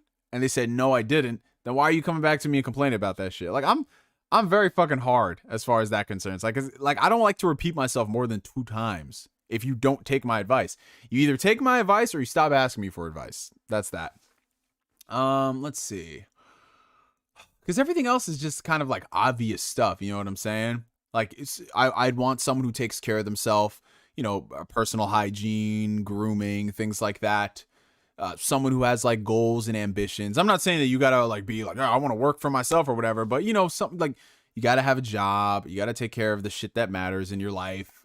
If you have kids, take care of your kids. That's fine.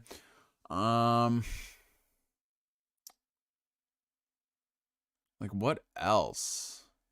Yeah, like the whole passive aggressive petty shit. I don't do that. Like, you say what you have to say. That's it. Yeah, I'm a very simple guy, man. You just, like, any of, like, the warning signs that you guys know, like, go ahead and just kill that shit. Or, as Andrew James pointed out, just keep it moving. Exactly. If you start seeing some shit that look funky, just move along, bro. Sounds like Will and Jada. Oh, God. Yeah, listen, I'm trying my best to avoid Jada because I cannot have somebody who's just that open about speaking about our relationship problems. That is weird. True gamers use their hands. Oh, my God. Jesus Christ. It's not wrong, though. I do use my hands to play games. That's right. This is the only thing I'm touching right here, man. Being needy is a big red flag. Yeah, like if you're constantly up in my face 24/7, like yo, this is what really got me, you know what I'm saying? Like, if you're concerned that I'm not giving you that much time and you know what the fuck I'm spending my time doing, that's the weirdest thing. Cuz I always say this shit, like, you know where I'm at. I'm either at work, I'm either at the gym, I'm at the crib working on stuff, or I'm just relaxing. That's it. Like, some people be like, oh, you know, like, I feel like you're not giving your all in this relationship. Why? Just because we don't hang out 7 times a week? Because honestly, the way you make it sound, like, I could be dropping dick off to the neighbor across the street, but, you know, like, like, sometimes you just be thinking about that, like, oh, man. The only triggers you need is on a controller. Hopefully not a DualShock 3 controller, Bryce. Let's bring it back. Do you ever care about your current subscriber count? It's very surprising you don't have a minimum of 100,000 subscribers. No, not really, Luffy. I mean, I've always done YouTube as a hobby for me. So I think that's why my subscriber count has never had a major uptick other than when I had constantly posted videos during last summer and last fall, because you really have to appeal to the YouTube algorithm. So I had about like 35-ish thousand subscribers before the recent influx. And, you know, I was perfectly content with that because I would get on YouTube. I'd upload a video like once a week, once every other week, something like that.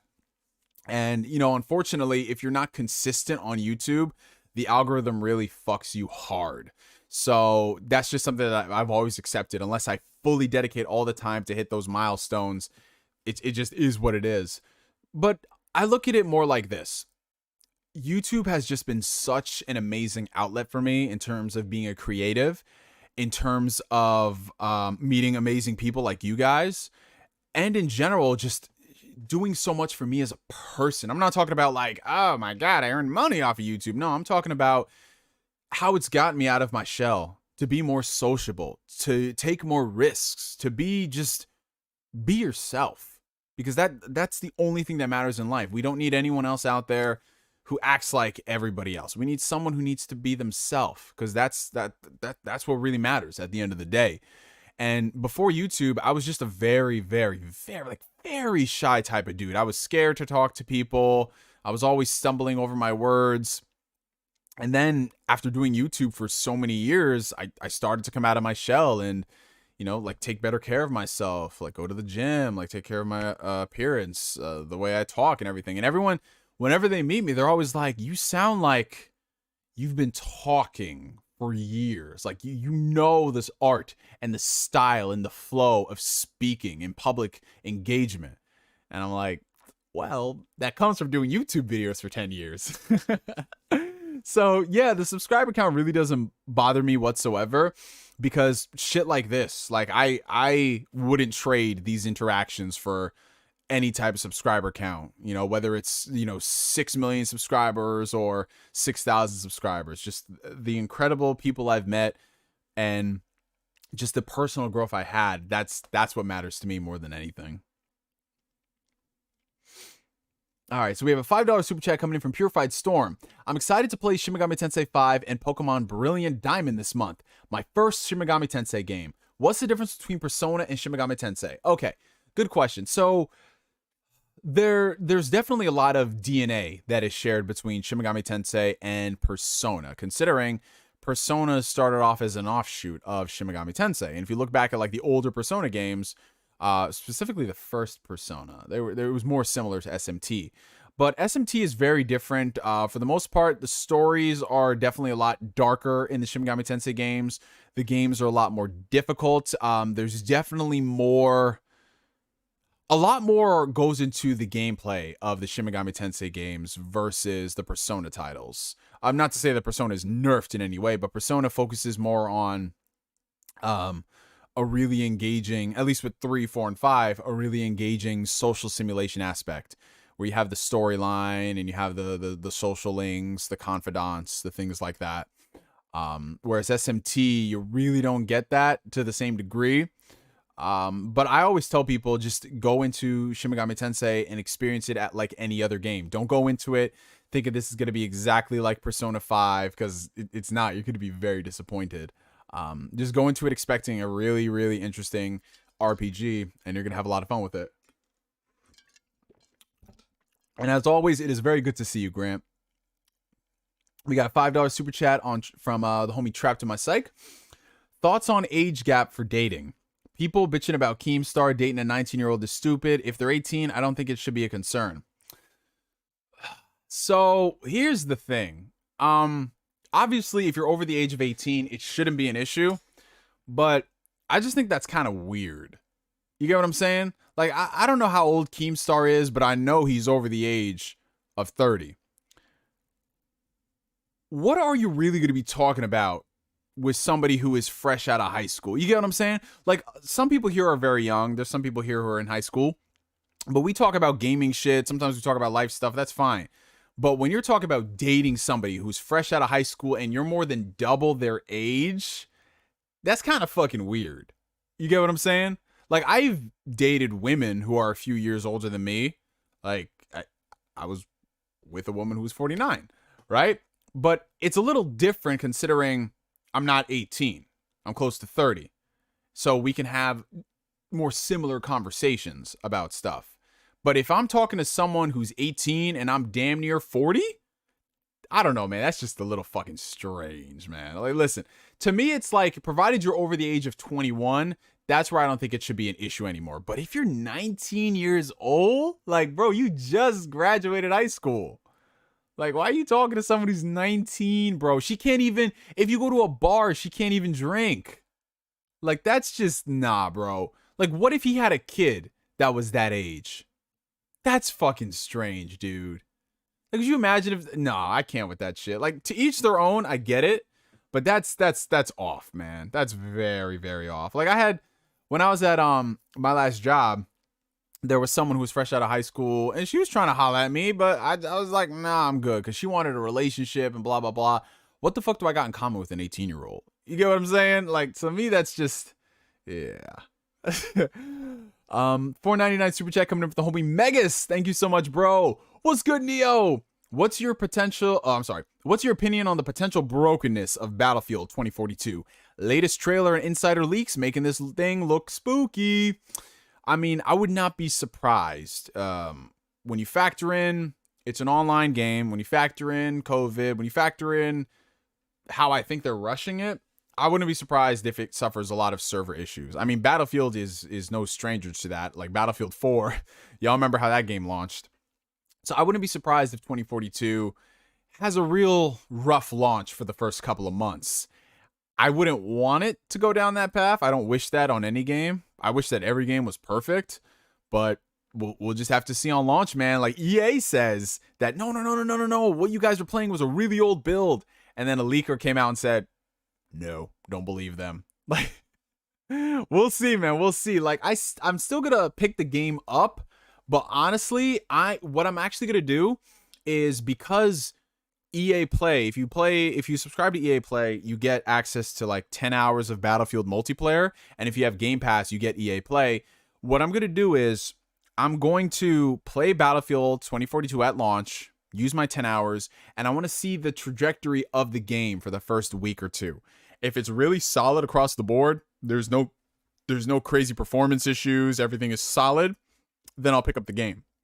But if I play in those 10 hours and there's a lot of issues, I'm not going to pick up the game. I'm going to wait for it to go on sale. Oh, I appreciate that, G Phil. Thank you so much, bro. I've been watching you since like 2011. Yo, time flies, man. 10 years. Can you fucking believe that, guys? 10 years. I've been on YouTube since like my first on-camera video was the summer of 2008. That's just crazy, bro. It's fucking 13 years, man.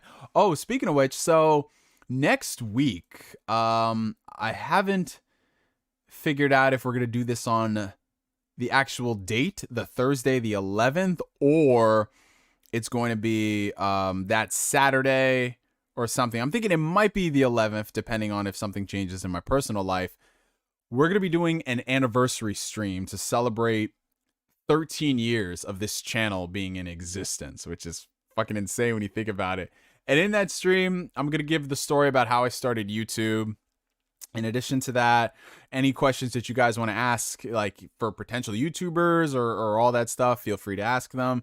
And we're also going to go through a lot of old school Neo videos. I'm talking about some stuff that y'all have never even seen because you subscribed in the past like year or two, like OG days, like my first video, you know, like all that shit, bro. We're going to go through that. It's going to be a lot of fun. So I hope you guys pull up.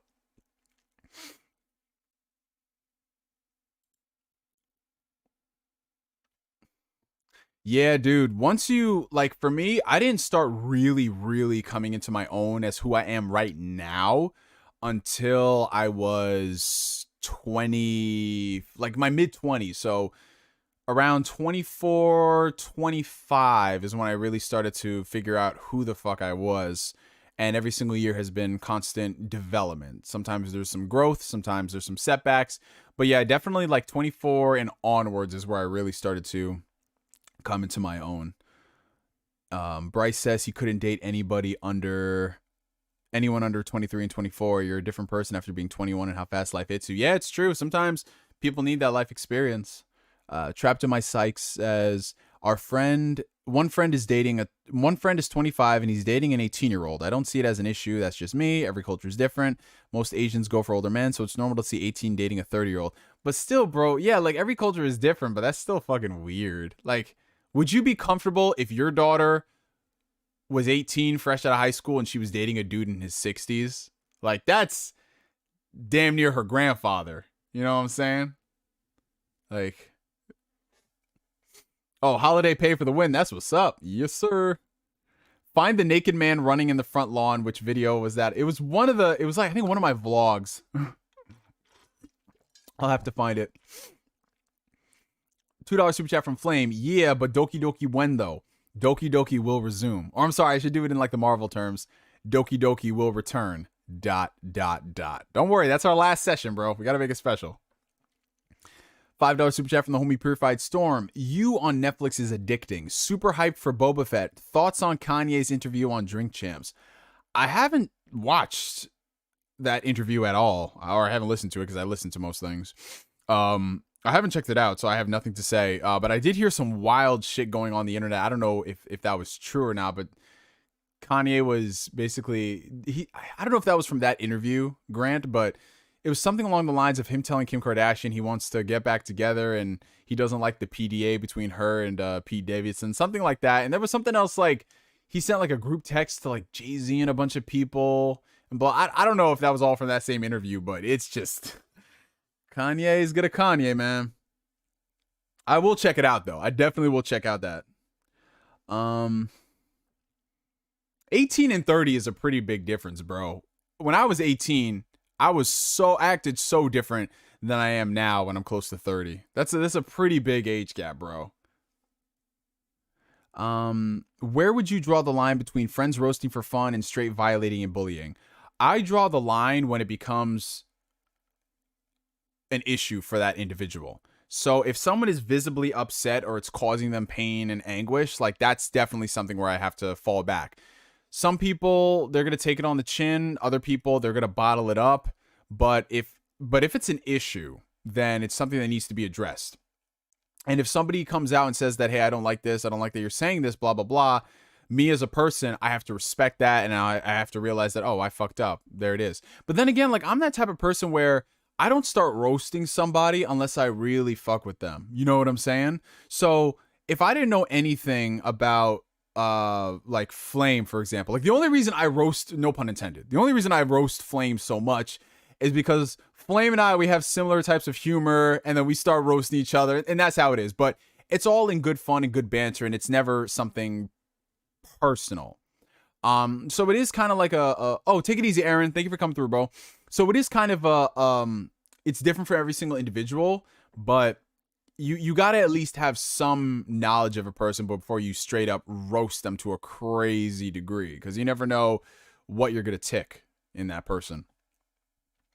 Do you have any advice for those who still haven't managed to start self-improvement and may feel it's too late? My best piece of advice, Sir Scrubtastic, is it is never too late. It does not matter when you start. The important thing is that you start. Because, dude, man, my 20s, oh my God, there was, like, I thought I knew what I wanted to do at one point. Then I didn't. Then there were a couple of years where I was spiraling for a bit and I just didn't know, but I was going with the flow. Everything starts from the beginning. You just have to move. That's it. One of my favorite, and like, this is why I love the Uncharted series, because it put me on to this, but Sic Parvis Magna, greatness from small beginnings. From small beginnings. It starts from the smallest move. Like, let's say, for example, you really want to get your health back in order. You want to lose weight. You want to go to the gym. It starts with the smallest step. Well, what can you do right now to better yourself? Well, you can start cutting out the bad stuff, cutting out the cookies, cutting out the donuts, cutting out the sodas, cutting out the alcohol. And then you go from there. And then you start eating healthier, making better choices. Then you start looking into a gym membership, or you can start working out at home. So I always think that you are your own worst critic at the end of the day, but at the same time, you can also be your biggest fan and your biggest source of motivation and inspiration. So it's never too late to start, man. It just, you have to have the will and the energy to put it into, like, make it happen, put it into existence. That's all it is.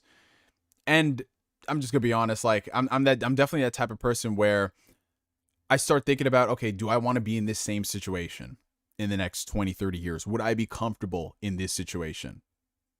Not, I wouldn't mind it, but would I be comfortable and happy? Like, this is a good life. And you have to ask yourself those tough questions. You have to, because if you keep avoiding something, you don't want to think about it. That's when the days start coming in. They don't stop coming. You know what I'm saying? You have to ask yourself those questions. What do you think about a 30-year-old woman dating a 57-year-old man, 27-year age gap? I mean, honestly, like, when you're 30 and you started living life like that, I don't view it that much of a problem. I don't view it as that much of a problem versus if you're fresh out of high school and you're a kid dating somebody who's like 30, 40, 50. That's a little different. You know what I'm saying? Because like I told you guys, I date a lot of older women. I date women who are in their mid to late 30s, sometimes their early 40s. Like, this is what it is. That's because the girls that are younger, they don't try to talk to me like that. But the women that are older, they try to talk to me. And I'm like, fuck it. This is a mature conversation. I don't deal with any type of weird, petty behavior, no games. It's just very much so a formal interaction. We go on dates, we have drinks, we discuss stuff and all that.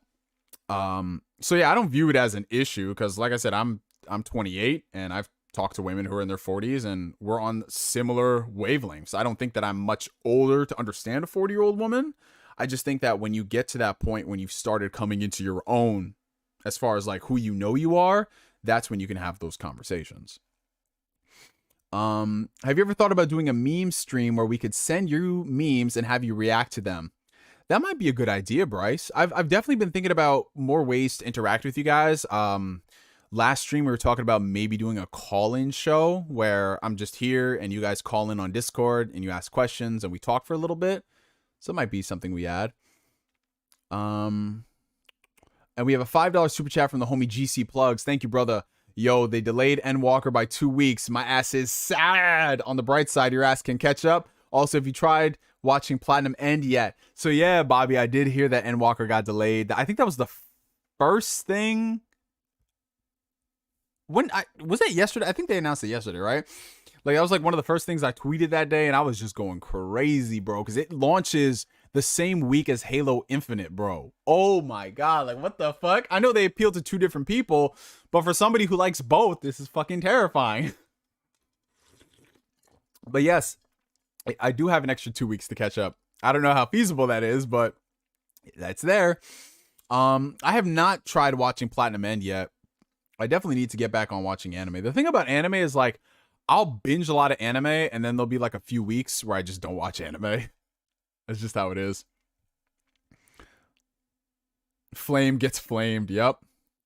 I'm 24 and my current girlfriend is 19. I was a little hesitant at first, but everything is smooth. Her maturity level definitely helps. Yeah, I mean, that's like I said, if the maturity is there, sure.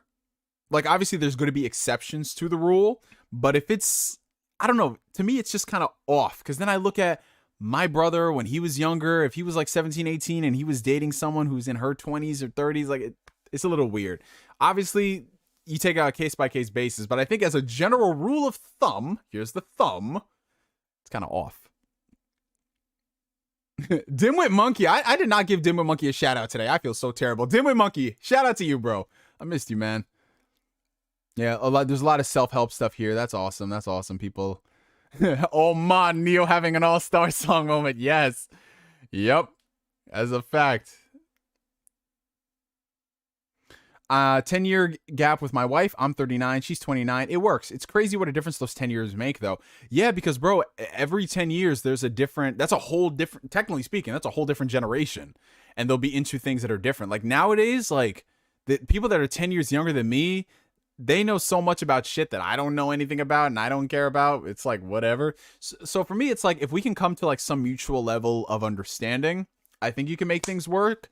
But for me, it's got to be, like... within certain parameters, you know what I'm saying? Like if she's 28 and I'm 38, you could probably make that work. But if she's 18 and I'm 28, that's like, what? I swear to God, you could be an amazing motivational speaker. I appreciate that, Sir Scriptastic. Thank you, bro. Thank you. Yeah, it was you and somebody else. I think Bryce said that as well. Man, you guys are awesome, man. You're making me blush. I might look into like personal speaking arrangements, but I don't know. Like, it's like something interesting to look into. Like, motivation with Neo. Get shit fucking together, but do it at your own pace. That's it, guys. Let's see. I went from 255 to 160 with just 25-pound dumbbells at home and intermittent fasting. Right now, I'm trying to get swole, but I really don't want to eat clean and count macros. So in your situation, bro, I would say ride the wave as long as you can, because that's amazing progress, bro. You lost almost 100 pounds, so kudos to you, bro. Congratulations, because I know that probably wasn't easy. But there is a point when you kind of have to stop intuitive eating and dial things in if you want to keep losing weight. Because the thing about the body is that the body does not want to change. The body does not want to lose weight. The body likes to be at like some type of a baseline. And when you start losing weight to a crazy degree, your body it goes into like emergency mode. Like, what are you doing? Stop it. Stop doing this. No, I don't want to lose any more weight. So that's when you have to get really clever with your tricks in your dieting and your cardio and all that stuff. But yeah, for you losing 100 pounds, bro, that's a really good weight. Are you comfortable with your appearance? Because if you're more than comfortable with your appearance, then you have to make a decision on what you want to do. If you're trying to get swole, you do have to eat in the caloric surplus. Now, you don't have to gorge yourself. You don't have to eat fast food every day or stuff yourself until you're, damn near sick about to throw up. But you do need to eat in a caloric surplus. And that does come with gaining a little bit of body fat. Now, you can control it if you do cardio, like at least 3 times a week, and you're, keeping the diet as clean as possible. But you are going to gain a little bit of weight. But that's not a bad thing, because with that weight gain, you gain some muscle. And when you do it accordingly, when you start stripping the body fat away, your physique composition changes and you gain more muscle. So I would say just pick a goal that you want to stick to and stick to it. If you're comfortable with your appearance and you have no desires whatsoever about losing any more weight, then maybe start bulking for a little bit. Maybe go on a year-long bulk where it's very strategic. You keep cheat days to maybe once a week and you eat clean for the rest of the week.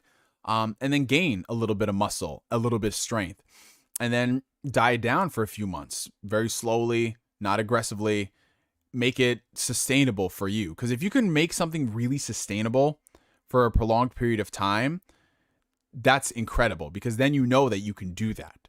So you got to pick and choose what you want to do, bro. If you want to lose weight, increase the cardio, cut the calories down slightly.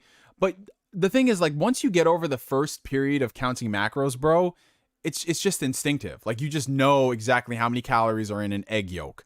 You know how many calories are in this versus that. You know what's 8 ounces of chicken breast. You know what's 6 ounces of ground beef. So you'll know. You'll know. You just have to go through it the first time. After the age of 27, you should only date up. I mean, I don't know about that, Carrie. I'm not sure. I mean, who knows? What if you find an amazing person and she's like 2-3 years younger than you? You know what I'm saying? You might find someone amazing. And to be fair, it is kind of harder to date upwards when most women who are in that age range or above either have kids or they want to have kids. And they're very aggressive about it. It's not like when you're dating someone in the early 20s, they don't really care about kids because they're probably still in school. They're not in their career yet, or they just don't care about having kids like that yet. But when you talk to a woman who's in like her 30s and her 40s, like, thankfully the women I've talked to, they don't care about having kids. I'm like, hey, that's awesome. So that works out in my case. But if you're talking to someone who's older than that and they want kids, I'm not that type of person to sit down and be like, all right, I know she wants kids, but I don't want kids. Because then that's a waste of time. You know what I'm saying? Like, no one's going to be happy. Like, the sex will be great, sure, but no one's going to be happy. Yeah. The combos with older women are definitely more interesting. And it's weird, man. It's kind of weird, but it's kind of a turn on at the same time, because we can, like, indirectly reference stuff that's sexual and at the same time, like, have a whole conversation about something else that's not sexual. It's very strange. I didn't realize that until I started talking to older women. It's so weird. Let's see. How do you feel about NFTs and crypto coins? NFTs, I still don't have a great understanding of what it is. I have an understanding of what people said on Twitter, but I'm just like, it looks like the next big crazy shit that people are going to blow up about, either in a positive way or a negative way. Cryptocurrency, I'm a little more indifferent to it because I do look into crypto. I do invest in crypto. I'm not like this gung-ho person like crypto's the future, but it's interesting, you know, make a little bit of money off of it. You know how it is. All right, so everyone's good on the call-in show. Awesome. We got a $5 super chat coming in from Sir Scruptastic. You've given advice many times to me and others, so this is just a thank you for listening and trying to help when you don't have to. I appreciate that, bro. Thank you. Yeah. Because, you know, the thing is, man, I'm no different than anyone else on this planet. I'm just here along for the ride until the Lord calls me home. And so all I'm going to do is just make the most out of it and share these experiences with people. Not because I'm trying to be altruistic. No, I don't want to help people because I think that's going to make me better. I just like helping people because, you know, like, just the amount of times people have helped me in life, and I guess you could say I always pay it forward. Like, you know, Randall Thor got me Guardians of the Galaxy. He just gave it to me just cuz. And then I'm thinking, what can I do to help somebody out? Not because I want other people to help me out in exchange, but just to help people. You know what I'm saying? It's just simple stuff. It's just simple stuff for me. How do fast food joints get their ingredients? Do they use a secret portal that we don't know about? Yeah, they do. It's called fat, sugar, and salt. Those are 3 secret ingredients. Fat, sugar, and salt. Have you ever seen Scissors 7? It's a funny-ass Netflix anime. I have not, Sean. I don't really watch too many comedic animes, like, outside of Gintama. Okay. I'll definitely check it out, Bobby. I was hearing some things about Platinum N. Like, it starts out good, but then it doesn't get good. I don't know, something like that. Congrats, Neo, on being single. Well, thank you. I've been single my whole life. Have always been a tomboy, but there's a problem. I'm too butch for the boys, but not lesbian enough for girls. Oh, POTC 3000. I thought you was a dude. Like, see, it just goes to show you, you never know who's behind the avatars. You never fucking know. But honestly, what I gotta say to you is this. You're gonna find your person. Because listen, I am a firm believer that there is always somebody for everybody. You said you're too butch for the boys, but not lesbian enough for the girls. You're going to find somebody. You're going to find somebody. If I was that person, POTC 3000, I would say, send me a pic on Twitter. Send me in a Twitter DM so I can gauge it for myself. If you want to, the offer is open. But yeah, listen, you're going to find somebody. It's cool. And listen, you enjoy yourself in what you're doing. Focus on your purpose, your passion, getting your money up, playing your games. Carefree lifestyle. Grimdark. What's up, Grimdark? Grimdark Elven Lore Master. My guy, what's happening, bro? All we have to decide is what to do with the time that is given us. That's a fact. That's it, bro. Less complicated, the better. Fear No Hate says, I think 4 years should be the... What's up, Fear No Hate? I think 4 years should be the limit. If they weren't in high school when you were, I wouldn't mess with them. Yeah, I definitely agree with that, especially if you're in the same, like, 10-year age range. If it starts getting older, like, let's say I'm 30 and she's, like, 24, I can talk to that because that's only a 6-year difference, and you're over the age of 21. Half the reason I live these streams is because Neo is so humble and caring. Bryce, my guy, bro. Thank you, man. Thank you. This is just the type of person I am, man. I appreciate it, bro. I guess I get that from my mama because she's very much so selfless. Do you have a favorite Tim Burton film? Ooh.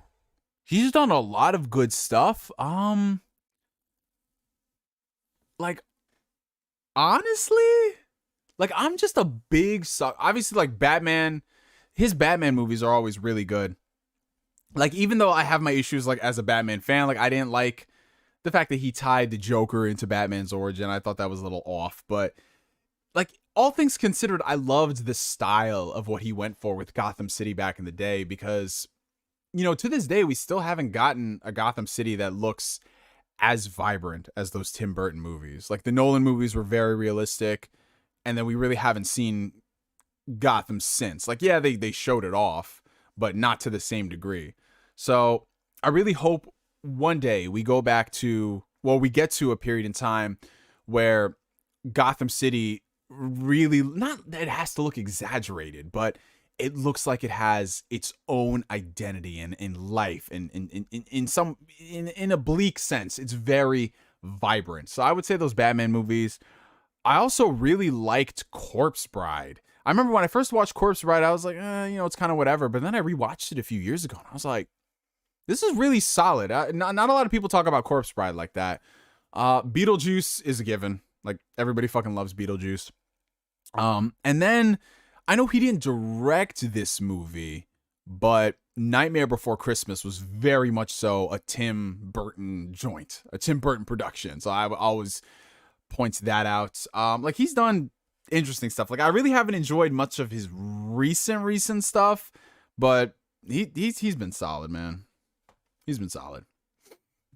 All right. Ooh, I love all these questions you guys are asking. This stream is awesome. Neo, what did I miss with the stream? I just saw Eternals. Oh, well, we talked about a lot of stuff, Zach, so don't worry too much, bro. If anything, you can just catch the playback later. Yes, dude, exactly. The Gother. See, I'm combining two words to save time. The Gothic horror is what really sold me. We have $5 super chat from Flame. Talking of blessings, last year I was hella lost. Then Zemi Games helped me improve my writing this year. Now I'm writing for Lords of Gaming Net. Forever grateful. You see, that's all it is, you guys. Shout out to the homie Flame for that, because I know it probably wasn't easy for you to talk about it, but that's how things start, guys. You know, greatness from small beginnings, and you're willing to take the first step forward. That's all it takes, man. That's all it takes. No matter how many times you guys stumble, no matter how many times you feel lost and you just don't know what you're doing, you just got to keep it moving, man. Got to keep it moving. I think I'm going to get on my arm, I'll probably get that quote because that quote seriously resonates with me. Sic Parvis Magna. I love it. 199 from Staggervore. Have you watched the TV show Gotham? I've seen Gotham. I watched the first 2 seasons, and then I kind of checked out after that because it was they're trying to do a Batman show without Batman, and that's not fun at all. You know, the way they build it, like, yeah, it's a crime procedural starring Jim Gordon. I was like, all right, bet. Why the fuck are all these all these villains here, man? But then every now and then I dipped my toe to see what they were doing. Like, you know, I liked in theory what they did with Jerome as a character because Cameron was fucking phenomenal as an actor, but I didn't like where it ended up. So it's one of those things where it's like, you know, you like the idea of it, but then the execution is pretty sloppy. And yes, we do turn the clocks back tonight, you guys. So we get an extra hour to play Forza Horizon tonight. Let's fucking go. Let's see. Okay, so Sprocket asked the question. Sprocket, where'd you go? Where did the spooky Sprocket go? Oh, here it is. Brother Neo, what would be your ideal first date? Ooh, my ideal first date. That is a good question, Sprocket. So my ideal first date is not too dissimilar from... I gotta stop doing that shit. What the fuck? Honestly, bro, I'm not that type of person where it's like, the first date's got to do this and got to do that, whatever. My ideal first date is if I notice the chemistry immediately. Like if we're able to mesh and we can talk constantly, no type of dead air, no type of awkwardness. Like to me, that is an ideal first date. I don't care what we're doing. We could be just walking, getting ice cream. We could be sitting down, having dinner at a restaurant. We could be doing whatever. But if the chemistry and the synergy is right then and there, then that's all that matters. Because I've been on a lot of first dates where literally I am just spent trying to come up with topics. Like, what the fuck are we going to talk about next? This is boring. And trust me, they're not fun, man. They're not fun. And obviously those dates didn't go anywhere because we're just not compatible. So for me, if the chemistry and synergy are there, that's what it's all about. Sean says, your streams I feel the most connected to because you take time to read every reply and we appreciate it, bro. Thank you, man. I try. Because I look at it like this. You guys are taking time out of your day to come here to the stream. So obviously, I try my best to answer as many questions as I can. Obviously, it doesn't work out 100% of the times, but I try my best, man. I try my best. So thank you, Sean. Hi, Neo. I'm new here. Oh, welcome to the stream. I'm sorry. X Clins Harrier X. That sounds like the next Sony Xperia phone. But welcome to the stream. This is Ask Neo. This is what we do on a weekly basis. We just get together. We just talk about random stuff. Could be life topics, relationships. Every now and then, I've heard that Neo eats mayonnaise on the stream. That cannot be independently verified, though. So we'll have to see. But yeah, welcome to the stream. I hope you enjoy it. Gotta be like Naruto and believe it. I'm screaming. Oh my god. Yeah, Neo, I might send you a pic. I enjoy the single life, but I'm 28 and only child, and my dad really wants grandkids. I told him he should have had more kids in the first place. And that's a thing, POTC 3000. And listen, you can send the pic if you want. It's all good, you know?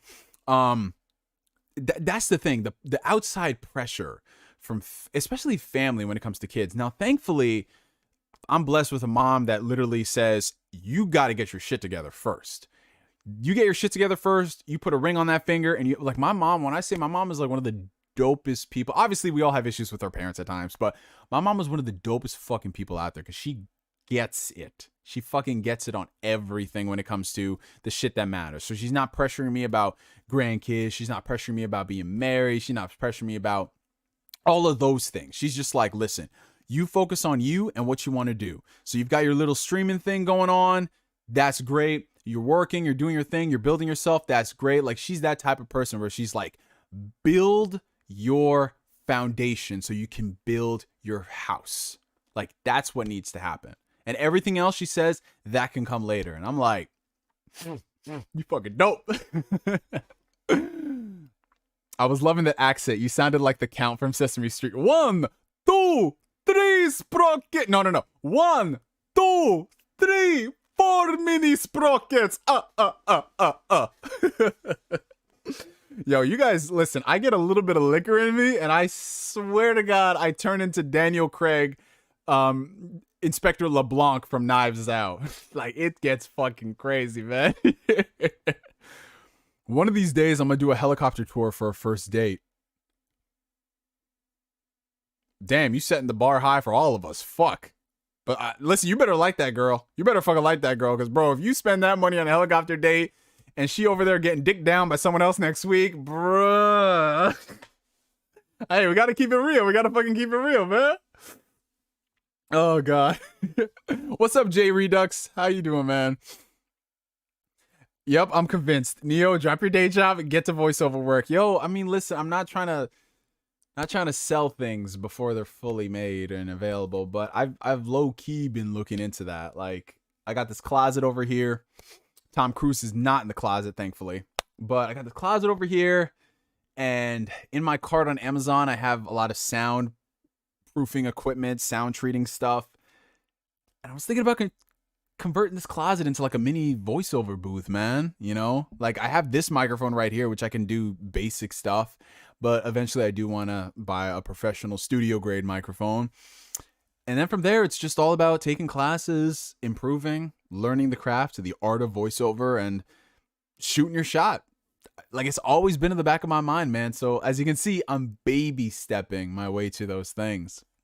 So we'll see, man. If anyone here is into like audio engineering and stuff like that, who could help me put together a demo reel, like I'd be eternally grateful. Of course, I'd pay you for your services, obviously.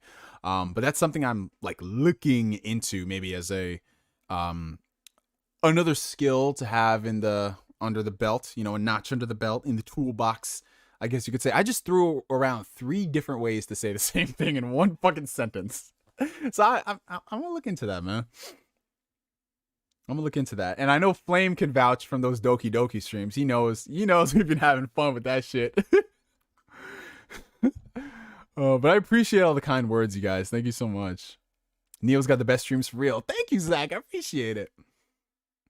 I'm dead. Bryce just said, my mom's just happy I gave her grand cats. Yo, you want to know what the crazy thing is about my mom? So, my mom, growing up, she hated animals in the house. She didn't like having cats because they tore up the furniture. She didn't like having dogs because sometimes they would just be too rambunctious. But in the past, like, 10 years or so, she's really come around to pets, obviously because we've had a dog, and my brother adopted a cat a few months ago, and she's like, dude, when I tell you it's so surreal, like, let me tell you how strange it is. So beforehand, when I was younger, my mom was like, all the animals are either outside or in the basement, and you can just walk them and whatever. And I was like, that's not fun. But now, like, I remember my mom, she would like come home in the morning because, you know, she works as a nurse, so she comes home overnight, and like literally she'd be like, okay, hi everyone, good morning, blah blah blah, and she would see the dog. And this was when my brother first adopted his cat. So the cat was literally a baby, you guys. Like, the cat was this big, so tiny. You guys saw it on Twitter, little twinkle toes. And literally like my mom was just doing her business, whatever, and she would just like see the cat walking around, and literally I remember I was in my room and I heard her say, hey, Twinkle Toes. And I was like, is that my mother saying that? The mom that used to hate animals? Like, it's so surreal, bro. It's crazy. Do I hear a drunken stream? Yo, maybe we might have to one of these days, Bryce. Oh, yo, I did a live stream where I was hammered out of my mind like 8 years ago. We were playing Kingdom Hearts 1.5 HD remix, and I was on Atlantica. So of course, you know, I had to take like 10 shots to the head. I was like, bam, bam, bam, bam, bam. What did I have? I had Jamaican rum that night. Oh, it was some good fucking rum too. And I remember we got to Atlantica, and bro, this is how fucked up I was. Literally, because you guys know the Atlantica theme. Do do do do do do do do do do do do do do. You know, under the sea, like that shit, right? So we was in that chat, and I was so fucking hammered. I started singing that song because, you know, in the Kingdom Hearts, they don't have the lyrics, they have the instrumental. And my boy Tundex was there, and he was over there, and I was basically singing to the tune of Under the Sea why this dude was so short. It was, I wish that stream was still on Twitch. I wish, but that was like 8 years ago. It was the funniest shit out there, man. Oh my God. I don't know if anyone here was ever in that stream, but it was fucking crazy. Oh man. Neo to take over from Morgan Freeman. Oh, I couldn't replicate the voice of God. I can't do that. Let's see. You guys are asking amazing questions tonight. Oh my God. Sprocket says Neo goes and double checks his closet. Tom Cruise is in there and he says, Maverick, will you be my goose? Well, to be fair, after watching Tom Cruise and all those Mission Impossible movies, I'm guaranteed to survive any type of crazy antic he gets himself wrapped up in. So maybe I'll have to check my schedule for the weekend, Mr. Cruz, and see what that's all about. We'll see, man. Oh, Arson Lock's an audio and engineer. Oh shit. Yo, Arson Lock, we definitely got to talk. Like, if I ever go through with this, I'm definitely gonna hit you up about this stuff, man. I'll definitely hit you up about it, bro. I missed the kitten arc. Oh, the kitten. It's no longer a kitten. It's a whole cat now, guys. It's a big cat. It's a big cat, man. I love that cat. I just saw it a few days ago. I went over to my brother's place and I saw the cat there. I love that cat, man. I want a cat now, guys. Literally raising a cat as a kitten, and now I'm going through withdrawals, man. Like, I need a cat. I need a kitten, guys. Oh, okay, POTC 3000. I appreciate it. Bring the cat back on the stream. We demand it. I wish I could, you guys. I wish I could. Neo, is it easy to make a dual monitor setup? I mean, making the monitors be able to put stuff from one monitor to another. Yeah, it's very simple. Honestly, it just comes down to plugging in the new monitor into your computer, and then from there you customize it so you can have that monitor serve particular purposes. You know what I'm saying? So like some people, what they do when it comes to like productivity work, right? So a dual monitor setup, like for example, if I'm editing a video, one thing that I'll do is that I'll have the main monitor I'm looking at, that'll be my editing bay. So that will be where I have my timeline, my clips to add and everything, and then I'll have it edited here. And on the second monitor, I'll have the playback. So if I wanted to view it on a bigger screen versus like the little tiny window in most editors, I literally would just have it here and I would look over and watch it. I'm like, okay, that's good. Eventually what I want to do is I want to have that monitor mounted on top of this monitor, so that way I don't have to keep going like this. I can just literally like glance up like this. So if I'm editing right here, I'm just looking down, I just glance up like that. Okay, that looks good. Keep it moving. Some people who are streaming, they'll turn the monitor sideways and they'll have that be like their chats and everything else on there. Maybe their control deck for streaming, or maybe like a secondary monitor that can just monitor how the stream looks on YouTube versus how you're looking at it. So yeah, it's very simple. It's very simple. And I am a big proponent. Like right now I'm on single monitor setup just because this space that I'm in can only house two like 20-inch monitors, and I have a 32-inch monitor. So when I get a brand new fixture, that's when I'm going to be able to have multiple monitors, like one just for the chat box, one just for editing, and then one up top. But yeah, having multiple monitors is definitely the fucking wave. If you're a streamer, if you're a gamer, if you're into productivity, working from home, they're nice, man. Oh, you guys have a rabbit? That's dope. I like rabbits. I had my cat for nearly 20 years. They'll last longer than most of your relationships. That's true, because those animals are always going to love you. They always will, man. Oh, nice. That's nice, Dimwit Monkey. I have the stream on the secondary one and playing games on the other. That's perfect, bro. That's perfect. All right. From bottom to top, where would you rank all the Kingdom Hearts games? Okay, so this will be pretty easy. So I don't mess with any of the mobile ones. I'm just, you guys know I'm not a mobile gamer, so I don't care about those. I just read the synopsis, I watch the clips, and that's it. So if we're talking about the games that I have played, all right, so Kingdom Hearts 1, Kingdom Hearts 2, Kingdom Hearts 3, Birth by Sleep, Dream Drop Distance, Chain of Memories / Re-Chain of Memories, because to me, they're still the same games. I'll count them as the same game. Then there's Recoded, 358 by 2 days. I don't really want to count like the Fragmentary Passage, because that's just a little demo type thing. So if we're just talking all the main games, all right, starting from the bottom. Now, obviously, this might change when I go back and I replay Dream Drop Distance HD, because I still, like, out of all the HD games, I have not replayed Dream Drop Distance yet. So at the bottom, like, in terms of my personal enjoyment, this doesn't mean that these are the best games in the series. This is just my personal enjoyment. If I'm going like that, so starting at the bottom of the list of the main games, that would be Kingdom Hearts Recoded. Just because I didn't care much for anything that happened in that game. It was literally one of those things that I played because I was like, oh shit, Kingdom Hearts on the DS again, let's get it. Oh no, let's not get it, let's return it. So that would be Kingdom Hearts Recoded at the bottom. And then the next slot up from there would have to be Kingdom Hearts 358 by 2 days, because that's a game that I really like.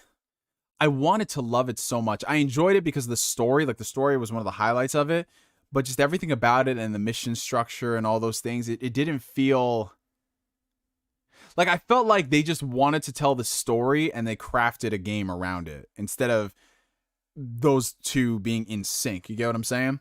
So that would be 358 by 2 days. Still to this day, I don't know why they haven't brought back the multiplayer from that, because that multiplayer, bro, like 4-player Kingdom Hearts multiplayer where you take down Giant Heartless. Somebody make it happen, bro, please. So there's that. Then the next slot is going to be Kingdom Hearts Chain of Memories, self-explanatory. And then we start getting into the better games. Okay, so then from there, I would put Kingdom Hearts Dream Drop Distance, because I did enjoy it, but I was not a fan of the Dream Drop mechanic, because there were times where I was playing it, and it's not like Quick Resume, where it puts the games and it suspends them. It's literally, you play it, and then you have this time, and then if you literally, whatever you're doing at that time, it's like, too bad, so sad, you switch to the next character, and it's like, fuck, but I was fighting a boss, damn it. So that'd be Kingdom Hearts Dream Drop Distance. Then from there, I would say Kingdom Hearts Birth by Sleep. So now we're getting into like the top 5s and shit. So Kingdom Hearts Birth by Sleep would be number 4. Then number 3 is going to be Kingdom Hearts 3, only because it's the best playing game in the series. Like, if you want to play a Kingdom Hearts game purely for the combat, and the combat is incredible, I would say Kingdom Hearts 3 is awesome. Data battles included. Story-wise, fuck that shit. Terrible. Then number 2 is going to be Kingdom Hearts 1, because that game is the purest form of bliss. That game, every single time I play that game, and I thought it was nostalgia at first, but that game is just so innocent, and I love it. Like, yes, it's not perfect. The platforming is terrible. The combat's not as good as the next game, which is the number 1 spot. But that game is just so special, man. There's just something special about, it's what the commercial said, you never know who you're going to run into next. Just the idea of, oh my God, what's this next world I'm going to? Holy shit. It's fucking Aladdin, or it's Tarzan, or all that. So I would say Kingdom Hearts 1 is my second. And then the first game, the number 1 game, the number 1 spot, you guys already know this, Kingdom Hearts 2.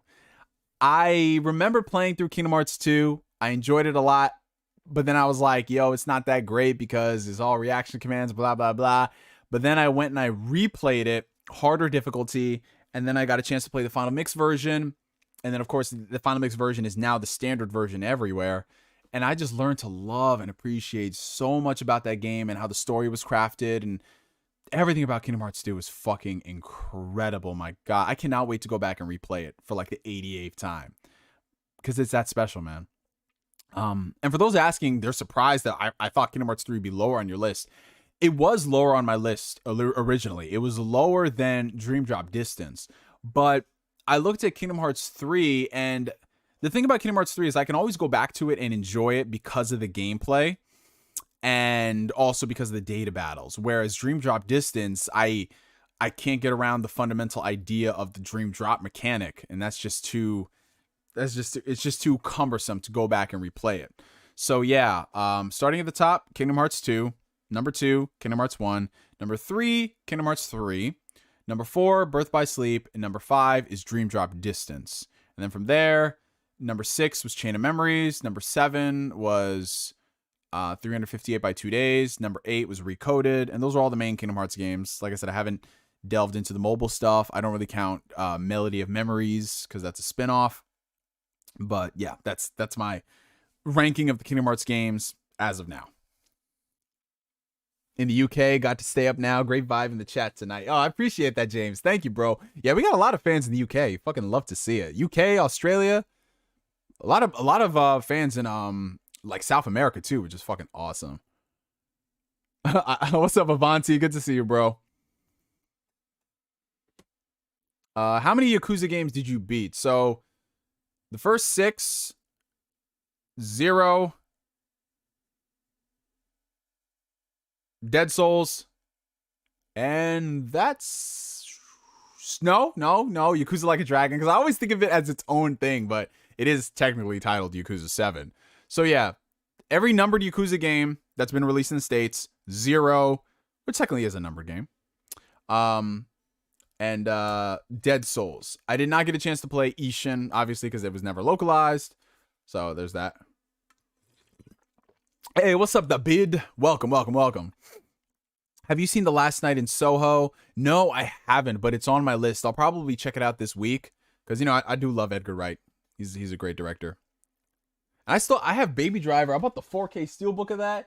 You know, the funny thing is about that Steelbook, he's wearing over-the-ear headphones. He didn't wear them shits in the movie. This man was straight up rocking like Apple headphones, man.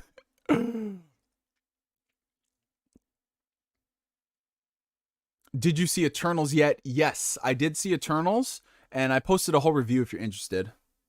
Because that's where I get into like my full nitty-gritty thoughts. Oh, dude, Yakuza 7 is awesome, Monkey Madness. Oh my god, I love that game. It's one of my it's a top 3 Yakuza game, honestly. What was the last addicting game you played? The last addicting one? Well, to me, addicting means I literally think about the game constantly. And when I turn the game off, I want to turn it back on. So for me, addicting games is just stuff I get really attached to. So Tales of Arise, I just kept wanting to play because I love the combat and I wanted to see where the story goes. Forza Horizon 5 is currently an addicting game because I just want to go and race and just jump off of stuff at 200 fucking miles per hour. Final Fantasy 14, I was addicted to that like throughout the entire month of August, man. I put so many hours into that shit. What else? I got hooked on Stardew Valley for a little bit on the Switch. That's a fun game. Yakuza 7, specifically the Ichiban Holdings minigame. Dude, if you guys have not, if you're playing Yakuza 7 right now and you're not doing the business management minigame, you have to do it. It is so fucking good. My God, I spent so much time on that, man. All right. Oh, take it easy, sir. Scartastic. Thank you for coming through, bro. Appreciate you, bro. Have a good night. 9.99 super chat from Zach Rodriguez. Neo, why is it so hard to find friends that like nerd stuff like gaming and anime, but also like hanging out and doing social stuff? Seems like most people are on one end of the extreme. I like both things.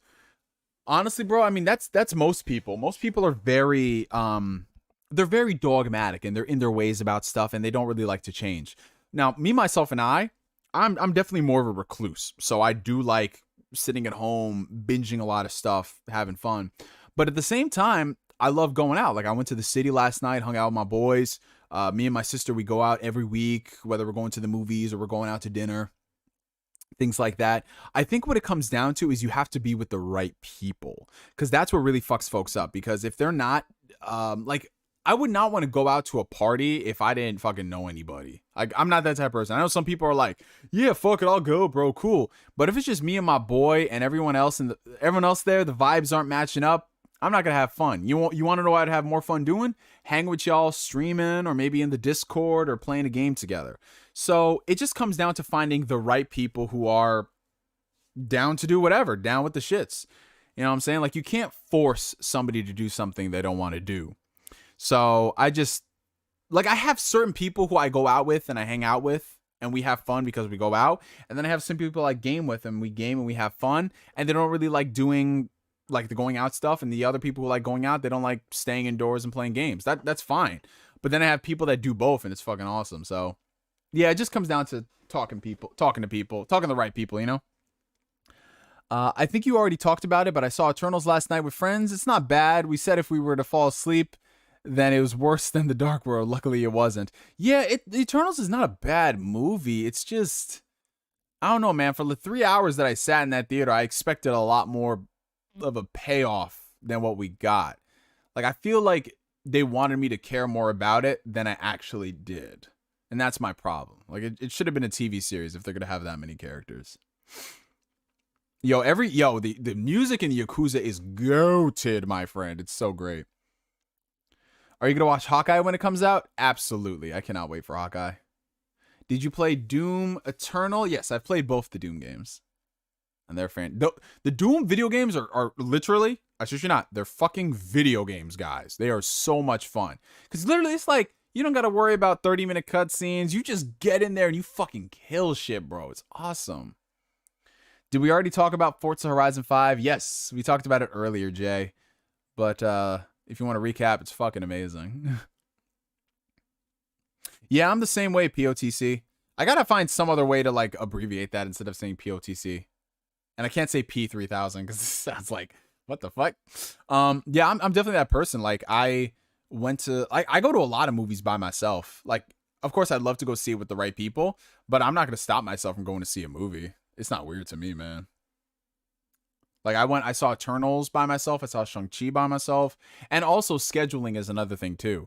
Like, I saw the Dragon Ball Broly movie immediately when I got off from work. So, that particular, well, both those days, I did 2 back-to-back 12-hour shifts, right? So I did 12-hour shift, came home, went to bed, woke up.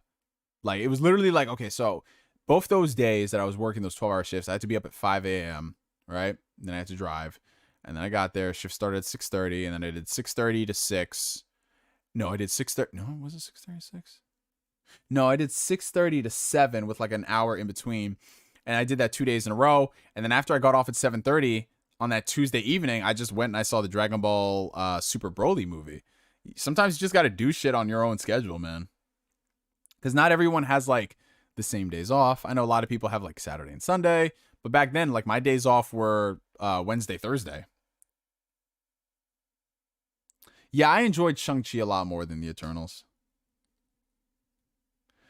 Have you watched / read One Piece? Yes, I've read.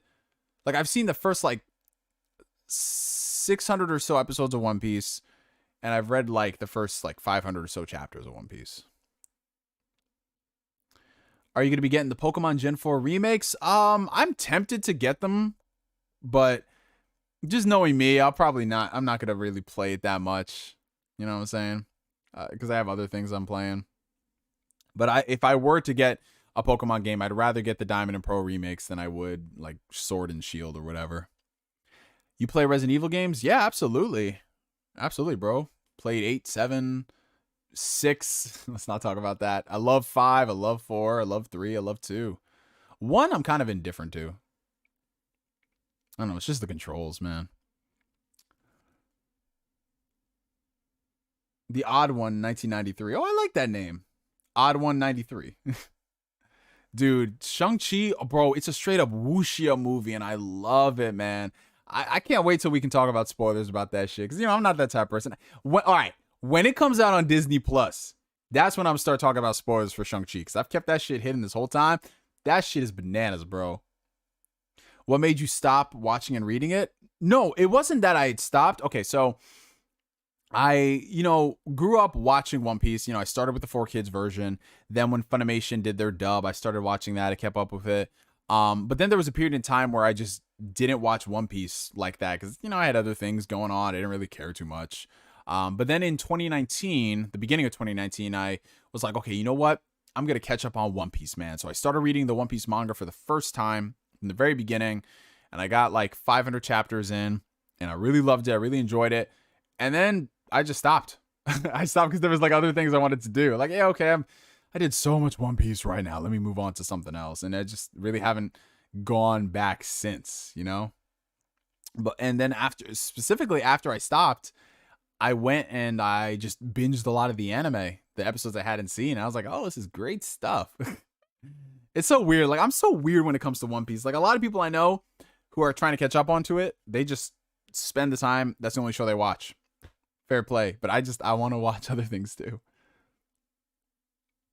Bro, I loved Resident Evil 5. I know it's not like a traditional Resident Evil game. It's definitely more action. But it's fun, bro. Like, that is such a fun co-op game. Don't play it solo. Because Sheva, that AI, that's not bad. But, bro, I loved Resident Evil 5, man. It's such a fun game. Chris punching boulders and shit. Did you see IGN's review on Shin Megami Tensei 5?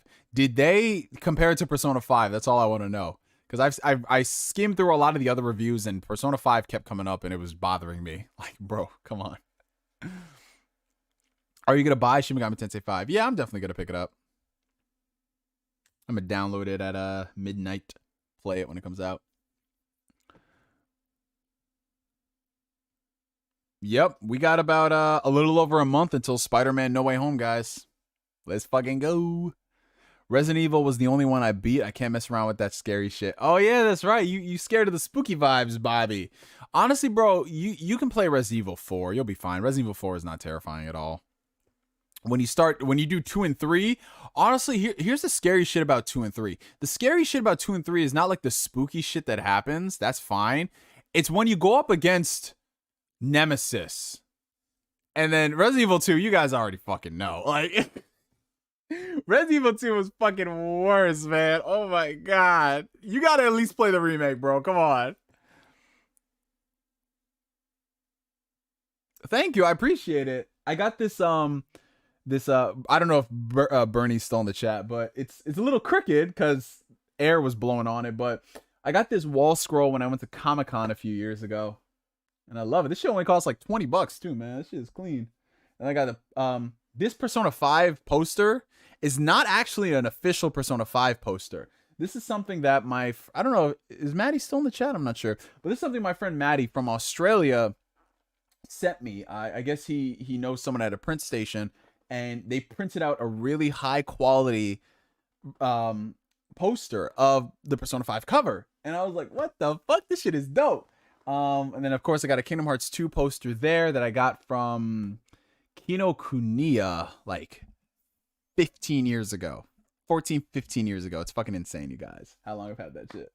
And then I have a giant, I need to see if I can get it repaired because it's a little like wrinkled, but I have a giant, huge, when I mean huge, like literally the size of that wall scroll. A giant, huge, I guess, I don't even want to say it's like the movie poster, but it's like something, because it's not like it's just a poster of the movie, like that's the Persona 5 cover. It'd literally be like the poster of the movie that you would see where it said like winner of best awards and blah, blah, blah, accolades, all that shit. I have one of those for Summer Wars. I'm not sure if anyone here has ever seen that anime movie, but it's one of my all-time favorites. And again, my friend Maddie got that for me like 10 years ago. He sent it. I think it's like a Christmas gift or a late birthday present, one of the two. But it was like 2013 or so. And he sent that, and I was like, "What the fuck?" And I got to get that properly repaired. Bro, Mr. X just fucking Bro, there were times where I'm playing that fucking remake. I was like, "Oh no, I'm not doing this shit, bro. I'm done. Streets is done." Yeah, but the bro, but that's Shin Megami Tensei 5. The fact that it's getting good reviews, I'm happy with that. I just hope the performance is solid, bro, because that E3 trailer, man, that shit was spooky. Favorite One Piece character? I love Brook. I love Brook a lot. Honestly, I love everybody in the group, man. It's kind of hard to pick favorites because like I love Brook for this reason.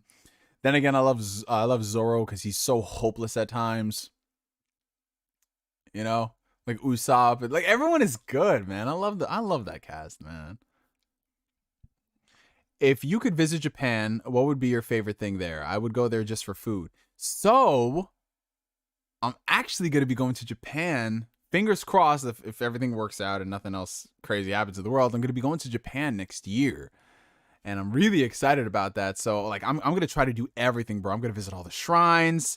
I'm going to visit, like, Tokyo, Shibuya, like, all the things. I'm going to do it. All the things. Just, I want to see all the sights. I want to eat all the food. I want to go to the 7-Elevens. I want to ride the bullet trains. I want to do it all. I want to go to a hot spring. I want to fucking do it all, bro. I'm going to hit up Square Enix. I'm going to ask them, where the fuck is my Final Fantasy Tactics remaster? I'm going to ask them all these things, man. Nami Swan! Yes, Sora Life Story. You got good memory, bro. You got good memory. We did watch Summer Wars. We watched a lot of things back then, bro. I would go for like all the events too. Like all the events, like the pop-up cafes and stuff. Like I would love to do that shit. And when I go there, like you guys know, the social media feeds, it's gonna be everything, man. I can't fucking wait next year, guys. Next year, man. It's gonna be so dope.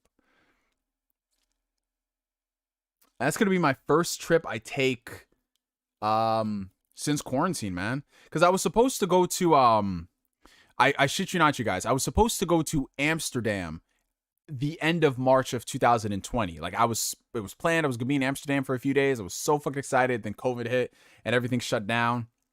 So that sucked.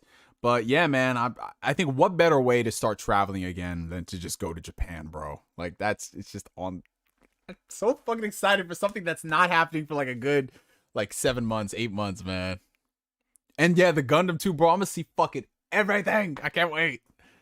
I'm gonna be there a solid, I think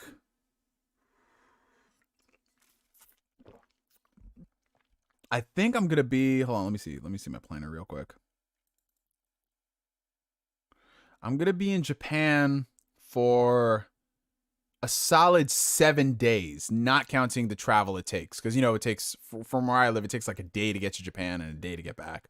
So I'm going to be in Japan for 7 days. So in those 7 days, obviously, like one of those days is going to be for recovery. So I have 6 days where I can just go and explore and do everything.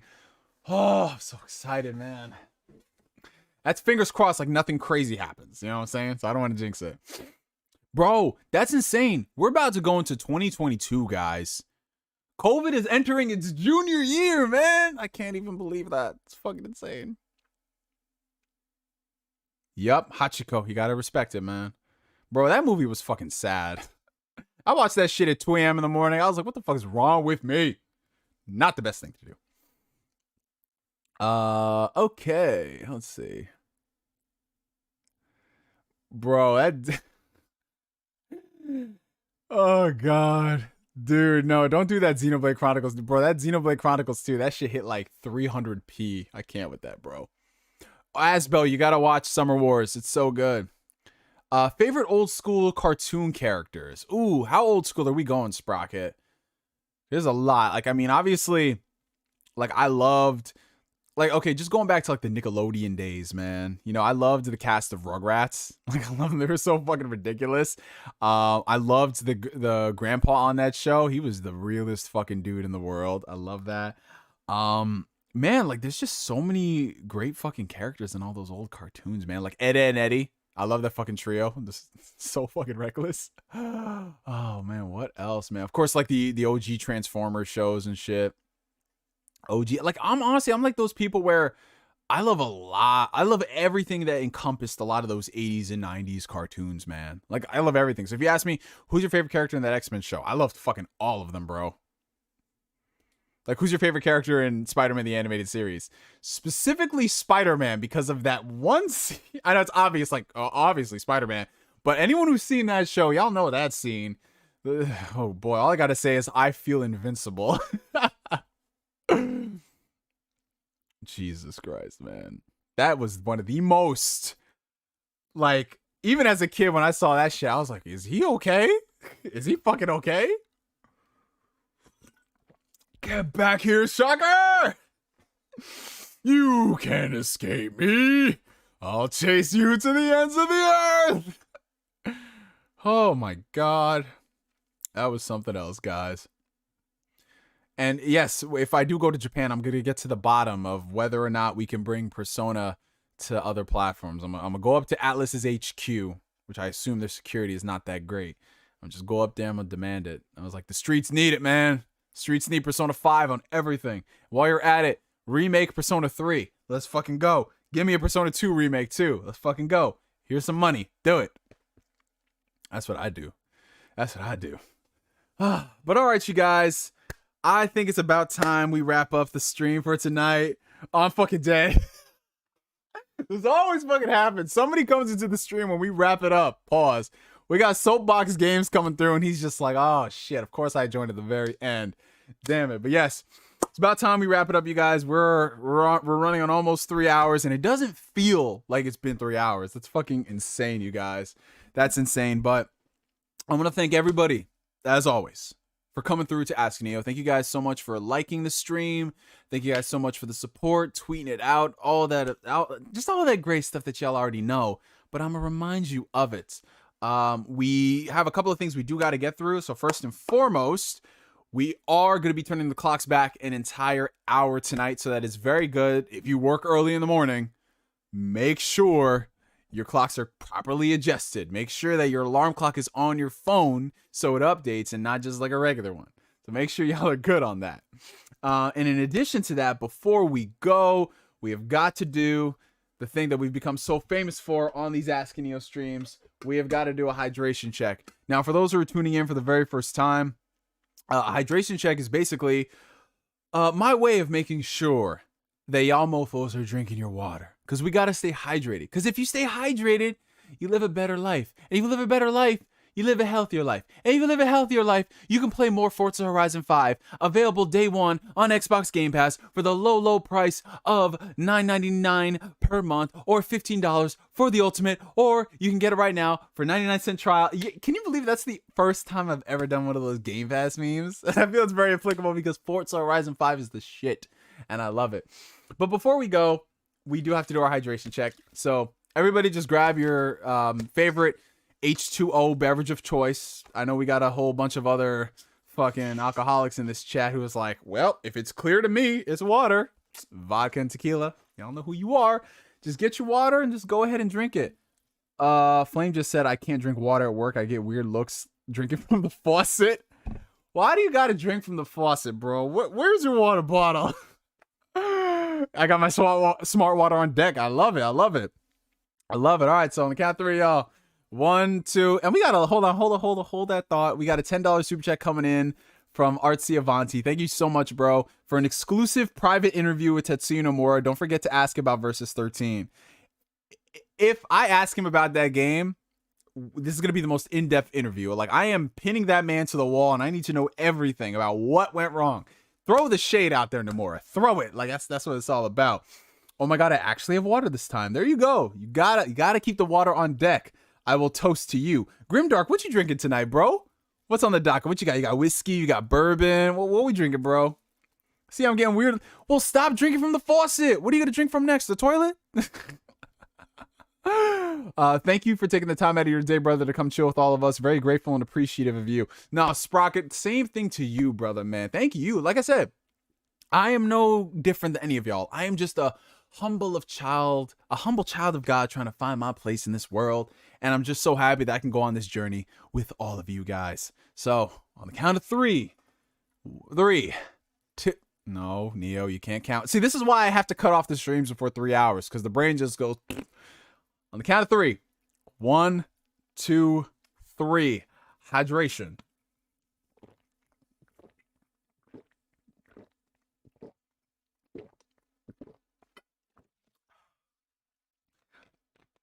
Like I said, cold seltzer, not the best thing to chug, but we did it anyways for the YouTubes, because that's what it's all about, y'all. That's what it's all about. But oh, you got Blue Moon? Nice, man. I don't really drink too much beer, but Blue Moon was actually the first beer I ever had, bro. Holy shit, that was my first ever 6-pack. That's fucking wild, bro. It's times are changing. But you know what they say? The more things change, the more they stay the same. But yeah, you guys enjoy the rest of your evenings, your afternoons, your mornings. Get some gaming in, get some eating in, get some fucking in, have sex, have a lot of sex, have a lot of weed. Like, whatever y'all do that makes you feel good inside, make sure it's a good one. So from me to you for now, my name is NGS signing out. And like always, I will catch you guys later. Peace out, y'all. Have a good one.